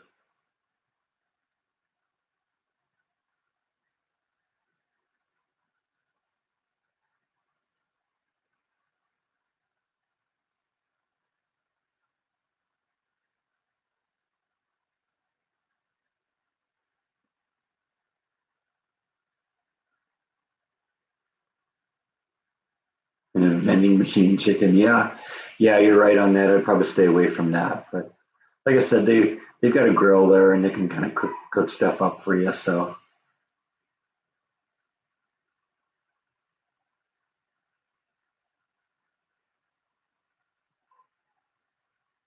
do I have cat blankets on the shelves? No, it's just wood up there, but they're right next to the heat vent in that room, so they really like that spot. They'll just chill up there and have the warm heat blow right on them, right? You like that, don't you?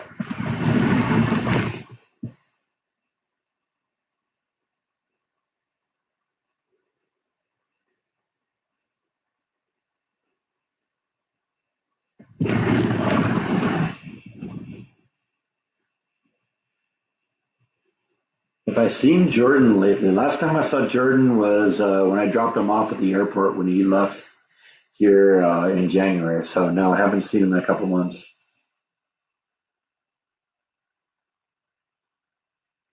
Yeah, Bite's my buddy.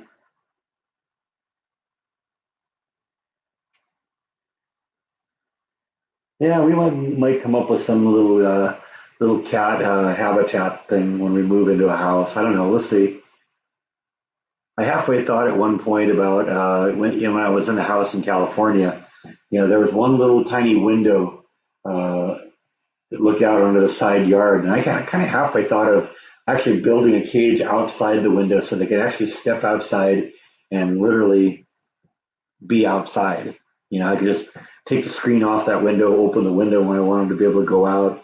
They could actually step out onto this platform. It'd be enclosed on all sides, but it'd have like a netting so they could see in every direction and get some fresh air and get some fresh sunlight and all that. I don't know. Maybe we'll do that sometime.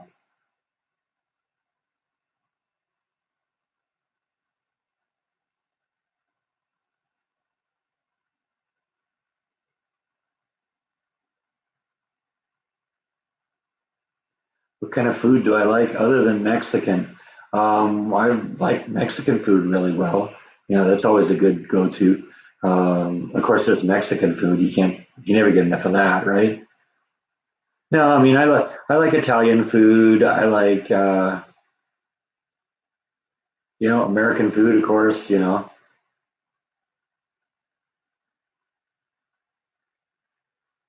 do I stop my cats from clawing at the furniture? They were declawed, so it's not never been a problem.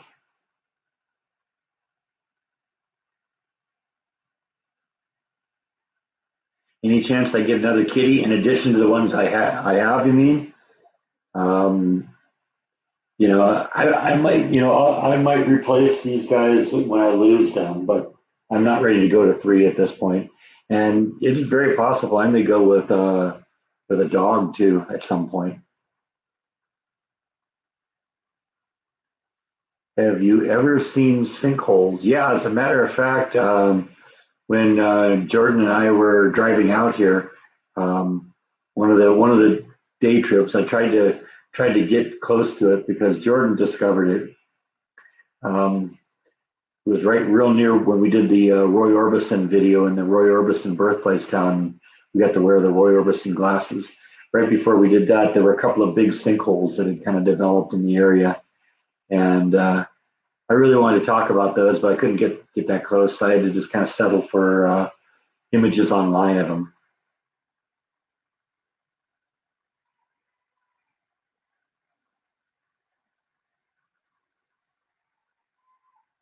Yeah, they do a little Mexican food at work too. So I think one day I had like a chicken quesadilla for lunch, and that was pretty good.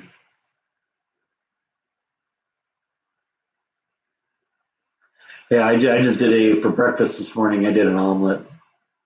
I showed you how I do those. It's just the eggs and the ham and some cheese and a whole lot of Tabasco sauce.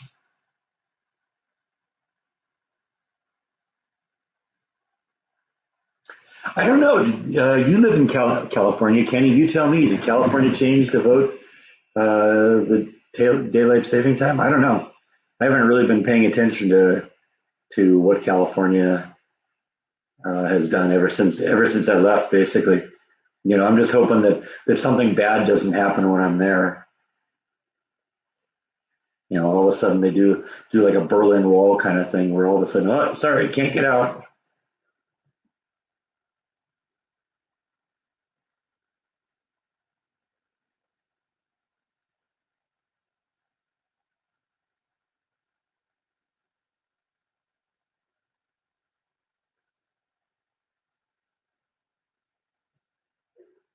How's the new job going? Really well. I just finished my sixth day yesterday, and it was 5 days of classroom training, and then yesterday was actually a real work day with the department. First half of the day I spent reading SOPs online. That was boring. But after he came back from lunch, I was assigned to one of the departments just basically to shadow them in there to see what was going on. And before long, I was kind of starting to figure out their process. And I think by the end of the day, I figured out four or five of the steps of the process. So I was actually doing some work yesterday, which was nice.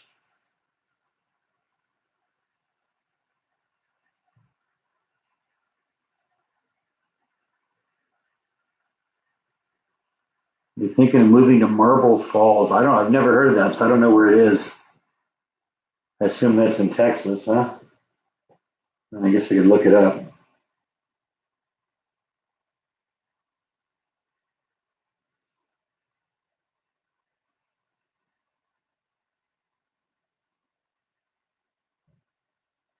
Marble Falls, Texas. Says it's 92 miles away. It is where?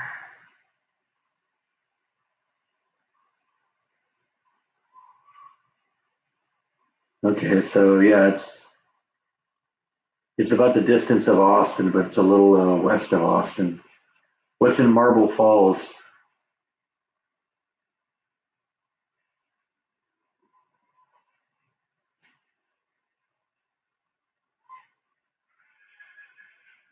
So I really like it. Then yeah, absolutely. The job is going to be a challenge. And that's something I want.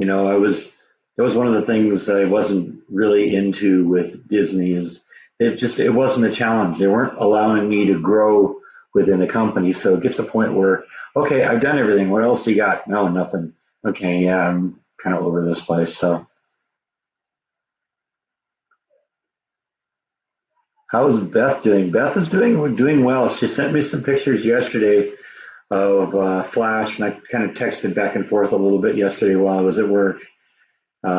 seems to be doing fine. I'll probably end up seeing her in a week because she's no doubt going to be going to the funeral. Just because I think her dad's going to be a pallbearer, and maybe going to be even speaking about my father during the memorial. So I'm pretty sure Beth will be there.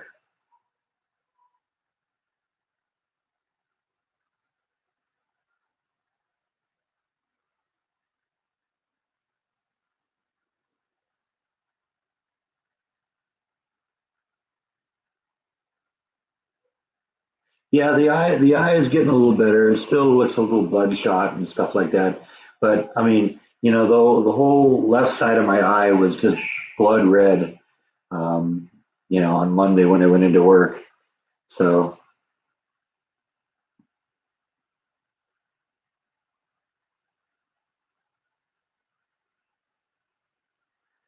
oh, okay, yeah, okay, yeah, because Beth, one of the things she did, yes, Beth said yesterday was that she wanted to, wanted to know if I was doing a live stream yesterday, and I said no, probably tomorrow. And so I sent her a message saying, yeah, I'm going to start a live stream any minute now. And she says, I'm selling Girl Scout cookies. So yeah, I guess that's who she's selling Girl Scout cookies with. I'm sure Coral is dragging that wagon around, huh, Kenny, with all the cookies in it. Am I speaking at the service? I've been asked to. I'm still trying to figure out what the content's going to be, and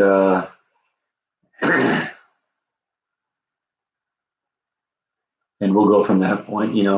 I'm thinking at this point I'll probably talk about how much my father loved being a part of whenever I do something at the house, some sort of uh, a project where I'm working in the backyard or something like that. He was always a part of that. Um, I had a workbench. Well, I still have the workbench from my garage in California, and my father built that for me. And I thought that was kind of an interesting tradition because my father had a workbench in his garage in California, and his father built that one. So, when I went to him and says, "Hey, you want to continue the tradition? Will you make me a workbench?" And he was really excited to do it, and he basically built it at his place. I gave him kind of dimensions of where I wanted of what shape I wanted it to be, and he built it at his place and then transported it over, and we just installed it at my place. And like I said, I took when I moved, I took it with me. So, we'll once I get a garage, it'll live again.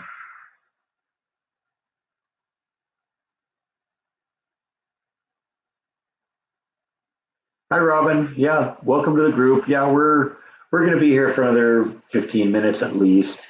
I usually, me, I go for about 2 hours on these things. Give everyone a chance to get their 2 cents in here. And you keep coming back week after week, so I'm not boring you, I guess.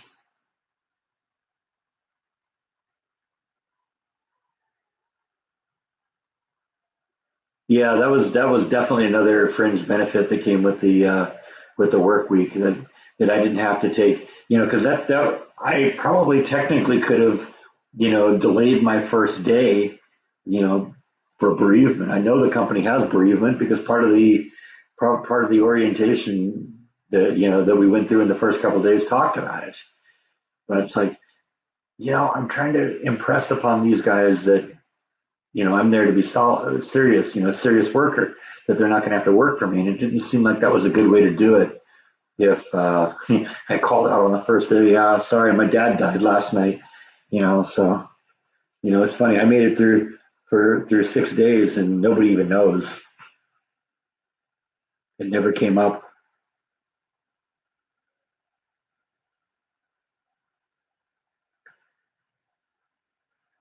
Never boring, usually very informative. Well, that's just because I'm talking to you guys. You guys tell me what's going on, what you want to talk about. You guys steer this whole thing. I don't really come into it figuring, yeah, we're going to talk about this or that.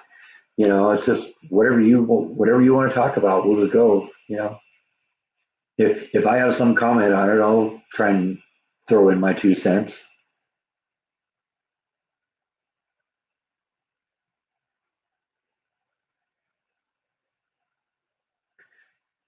Yeah, I don't know if it's strong or just the ability to distract myself. The job has been very good. It's helped, it helped,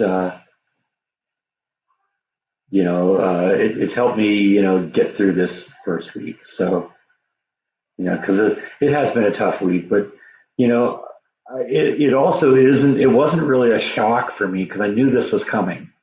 You know, I knew last summer that my father's life is winding down because he wasn't getting better. We thought, okay, he'd go home from the hospital, then be back in the hospital, then he'd go home, and he'd be back. It's just like, it's that was the direction it was going. So, I'm actually kind of a little grateful that it's over. He's not in pain anymore. Um, it was also really hard on my mom. The on again, off again thing with him. You never knew. My mom was so concerned, and I mean, I remember, just a month or so ago when I was there. Right after Christmas. Um, my mom at one point said, I'm just thinking it would almost be a blessing if you just went because it would be over then. And so, she even kind of accepted it. We knew it was coming. He'd been going downhill for about 6 months. My sister was talking about, just early last summer when my father was there for my niece and for my niece's high school graduation, and how much he went down, fast he went down just in that short time, because it went down really fast. He literally looked like he aged 20 years in the last 6 months. So, and he's always been a person that was the one that took care of us. He was always the active one, and it wasn't he wasn't going to be able to be doing any of those things anymore. He couldn't even really take care of himself, and he was confined to that bed most of the time. I mean, I told you a bunch of times that that when I'd go there, the highlight of his day was when we get out and walk. Because his PT wanted him to walk, but the PT couldn't show up every day. And so the day I got permission from the physical therapist to take him out walking, and I said, "Okay, Dad, we're going to do that. We're going to walk as much as you want." And I'd get there and I'd say, "Hey, you ready to go for a walk?" And he said, "Yep." And we'd have to call the nurse, the condition ones that if I took him out for a walk, that we had to call the nurse, and they wanted his blood pressure before and after so they could monitor it. But the PT, highly recommended it that he walk as much as he can, as long as he wasn't feeling weak, as long as he wasn't, as long as it wasn't hurting, anything like that, just go. And so I was really happy to be able to do that for him, because those were some of the highlights of his final couple months. Yeah, as was doing that live stream that one day. It was fun for me to hear him, and it's great to go back and listen to that again and hear him because he was so happy that day.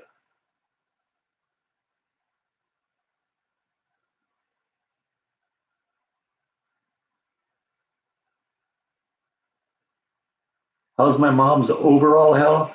Um, I mean, her biggest problem right now is she's got limited mobility because a couple years ago she had her knee replaced. And the first time they did that, there were complications with it. And so they had to pull the old one out, put a new one in. And then shortly after that, she broke her leg. And so it's been a real slow path back for her. And that's, you know, been an issue for a few years now. She can get up on her feet sometimes, but sometimes she needs help, getting up. She was very pleased with herself a couple weeks ago when she managed to, using her walker, get from her apartment all the way down to the elevator and down to the cafeteria in the apartment she lives in. And she was very pleased with herself that she could do that on her own. And that was a good move for her too, because she needs to get out and be social. She's a very social person, and she's already made some friends there. And apparently, they love to play bridge there, and my mom loves to play bridge. So that'll be something good to keep her occupied and keep her mind going. Because right now, all she does really is she sits in her TV room and watches TV and reads books. And she needs to get out and be active. That's the best thing for her, both for her emotional self as well as for her, as for her getting her knee back, getting some motion and use of her knee back. Because you got to practice it. You got to flex it. You got to stretch it over all the time.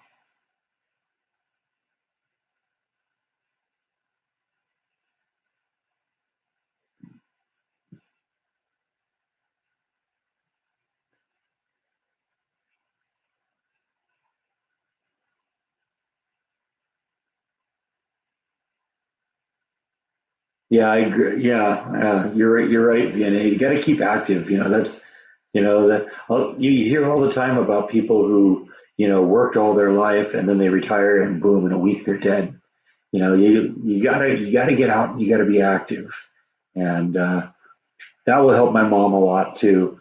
If she gets out and goes and does some things, because like I said, she just most of the time she spends all of her time, you know, in the house in her TV room watching TV. So, and I think part of that was it was kind of difficult for her to get out of the house because there was a step down from the door, and then there was another step down from the porch, and she's not really good with steps when it comes to being on her walk, or even if they're little ones. See, when she broke her leg, that was because she got her foot tangled up in the door jamb and went down as a result of that.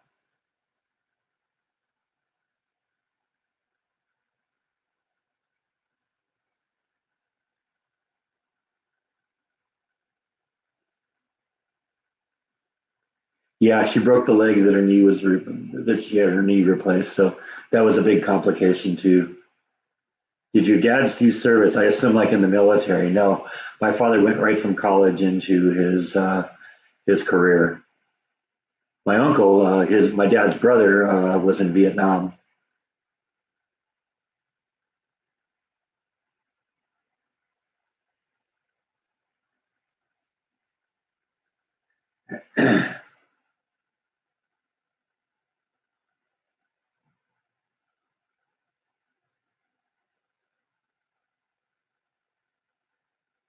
Do you have somebody that can bring you out occasionally, Tim, so you can go out and enjoy the fresh air and meet with people and stuff like that? Because that's a good thing, for your emotional health. Just get out and be with people. I mean, do you have family that comes to visit you? Do they take you out to dinner? Do you have friends that you can go visit or can come visit you?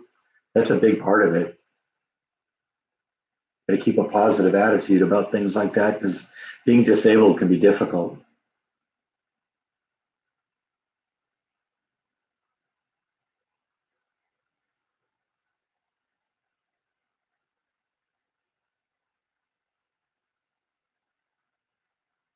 Your dad was in the military for 32 years, retired as a first class master sergeant. That's a pretty good career.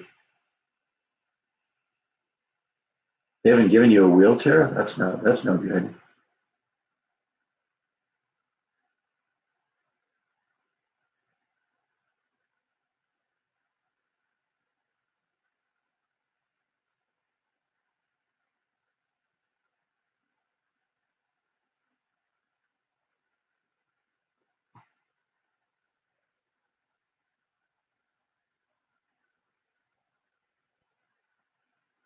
Thank you, PD Extra. Yeah, we can definitely use those. And that next week is going to be tough, but healing is sort of on the way. So we're getting past it. Like I said, I think we're all kind of grateful that he's not suffering anymore. This is really what he wanted. He didn't. He didn't like it. He didn't like being in the hospital. He didn't like the pain, and So as sad as it is for it, we're grateful that the pain is over.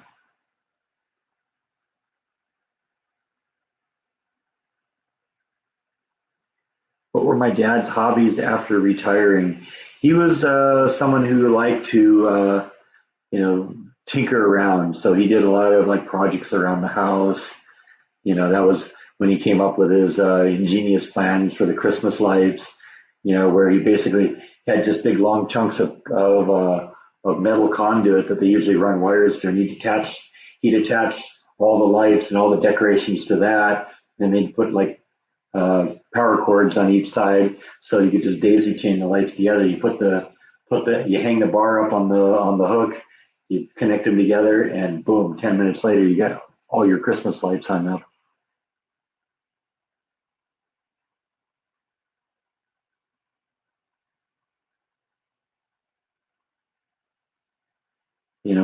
And I think I mentioned when I did the walkthrough in the house, uh, how my father put insulation out in the family room out there.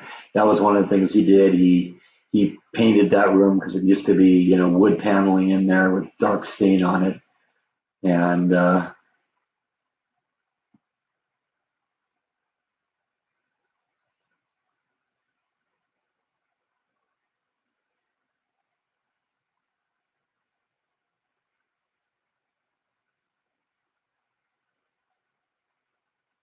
there's actually a lot of places, Sammy, where I got my handyman skills. I got it from my dad. My mom's father was a big handyman. He was a laborer all his life. He worked in mines, in steel mines in Minnesota, and so he was always doing metal work and woodwork. In fact, a lot of the treasures that we have around the house, the family heirlooms, were things that he made himself. So I got it from him. My dad's father was also very handy with his hands, sometimes to his own detriment. So yeah, I got it coming from all sides. So it doesn't surprise that landed all over me.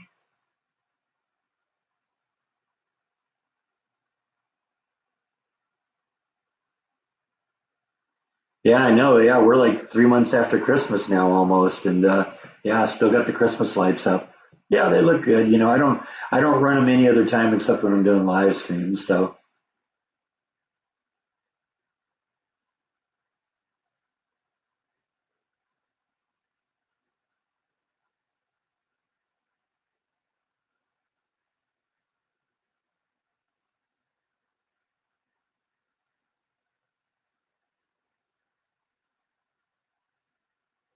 do I think I'm going to miss California at all? No, not really. Um, that's just, yeah, I lived there all my life. I'm ready for something different. Your husband has a friend whose initials are HIV. Oh man, that's important. That's unfortunate.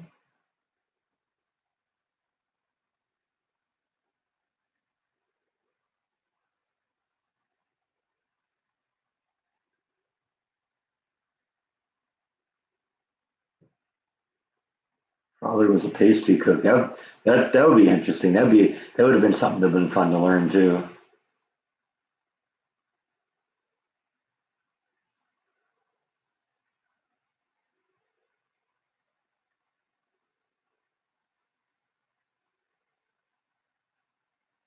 I do use those words, but I do use words like grandfather. But when I'm talking to you about someone you don't know, you know, it helps to kind of put things into perspective. Talk about my mom's dad versus my father's dad, stuff like that. Rather than my uncle, it's my dad's brother because my mom has a brother too. And so, it gets confusing if I do it that way. So maybe I'm doing it just so I can keep track of it.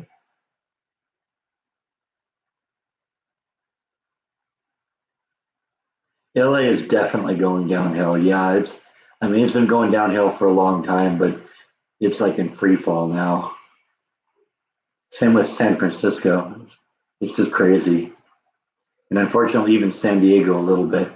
It's even going that way.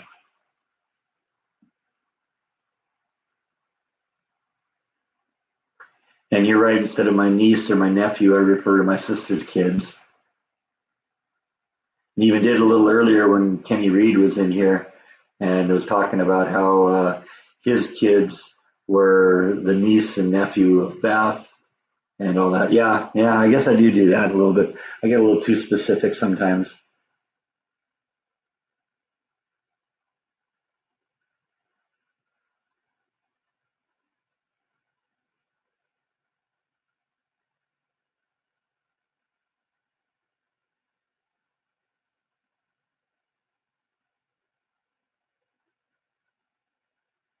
Yeah, San Diego too. I mean, it's not as bad, but it's moving in that direction.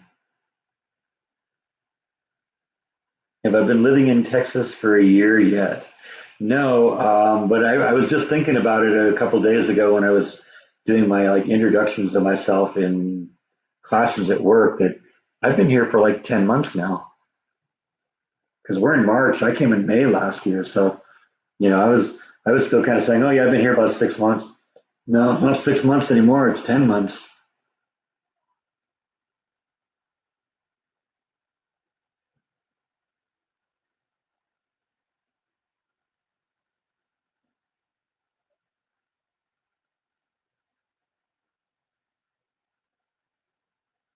Yeah, almost a year.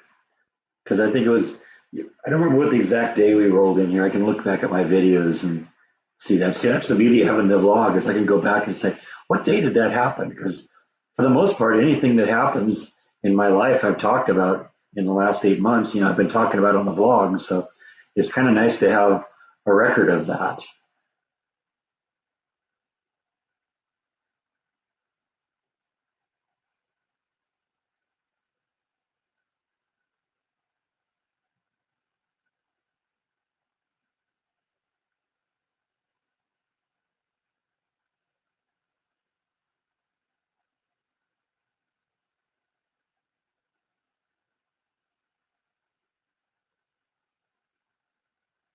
Yeah, I've heard Jordan talking about moving out of California too.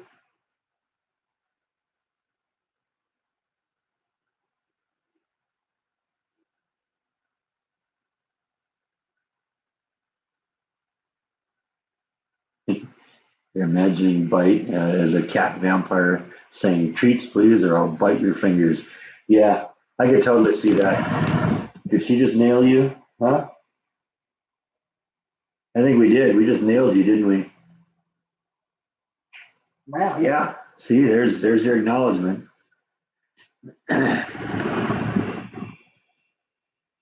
Yeah, I am glad that I have my dad's voice on the live stream. That's going to mean a lot to me in the future. And I've been like digging through pictures, and unfortunately, I don't have as many pictures of him as I wish I did because he was always the guy behind the camera. All the pictures we have of our childhood are of were taken by him. So a lot of that stuff. The only memories we have is like oh yeah, he was the guy that shot this picture, or that kind of stuff. But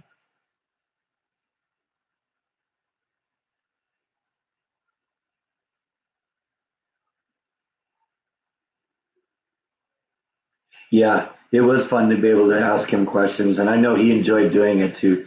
He had a blast doing it. He wanted to do it again. We were gonna try and do it again, but yeah, it didn't happen.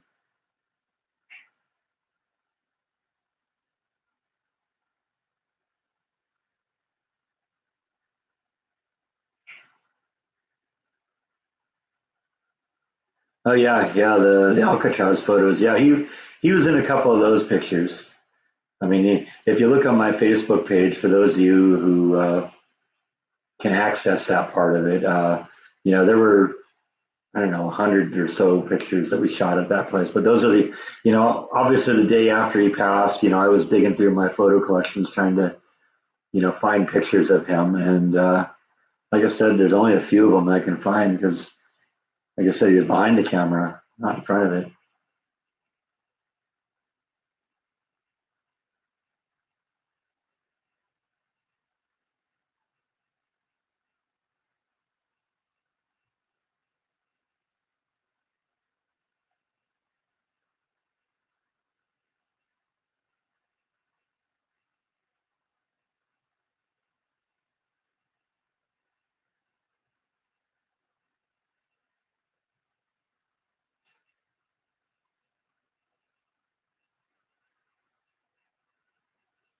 He was quite tech savvy. Who taught him? I'm assuming you're talking about my dad was quite tech savvy.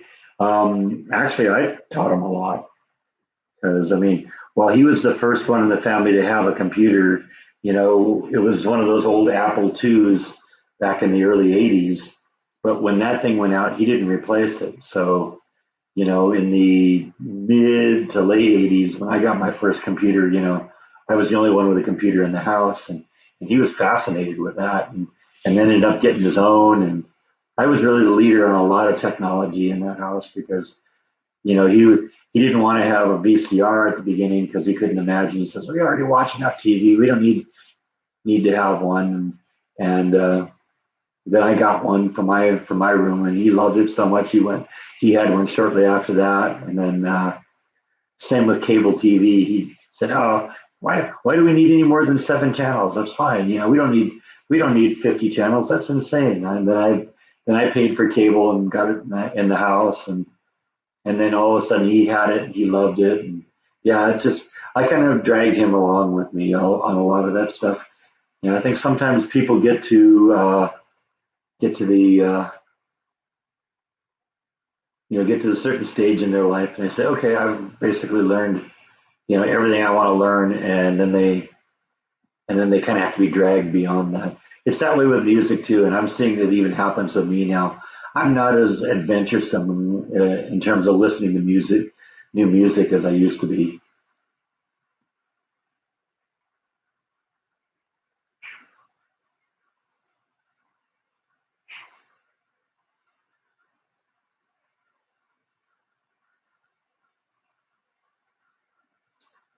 When the whole family used to say, "When will Brett get off the modem?" Yeah, that was an issue early on.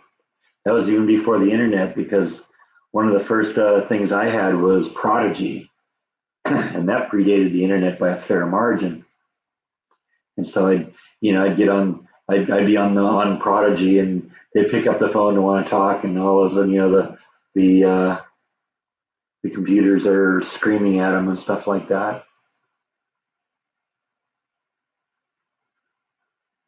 But have you had another troll?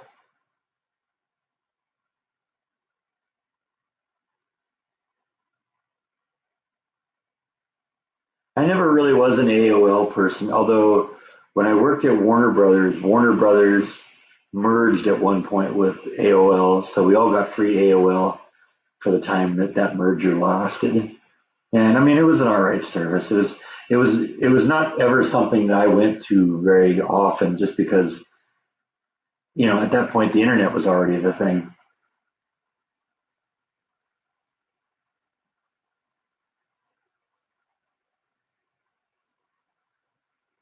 You want to get a video camera? Well, there's the one that Jordan and I use, and Adam uses it. It's the I don't know what was the model.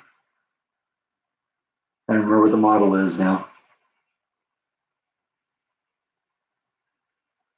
But you can go back and look at the first video I did. I showed you the camera at the time. It's a pretty good one. I've been happy with it so far. Mhm. Yeah, I've still got Hotmail accounts.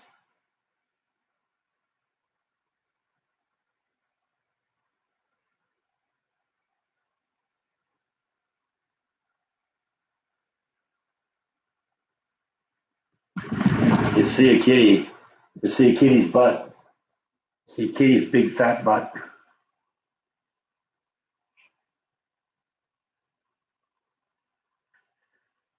I was also looking at Longview, which is on the east side of the state.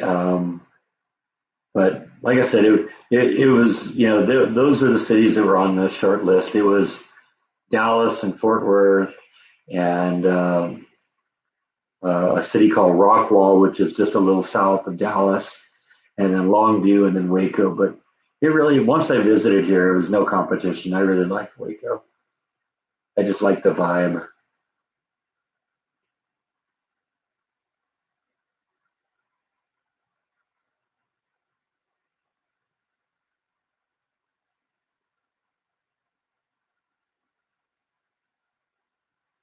I see we've been going for about 2 hours now, so my voice is starting to get a little raw. So I think I'm gonna end this now. Thank you everyone for stopping by, and we'll do this again probably next week sometime.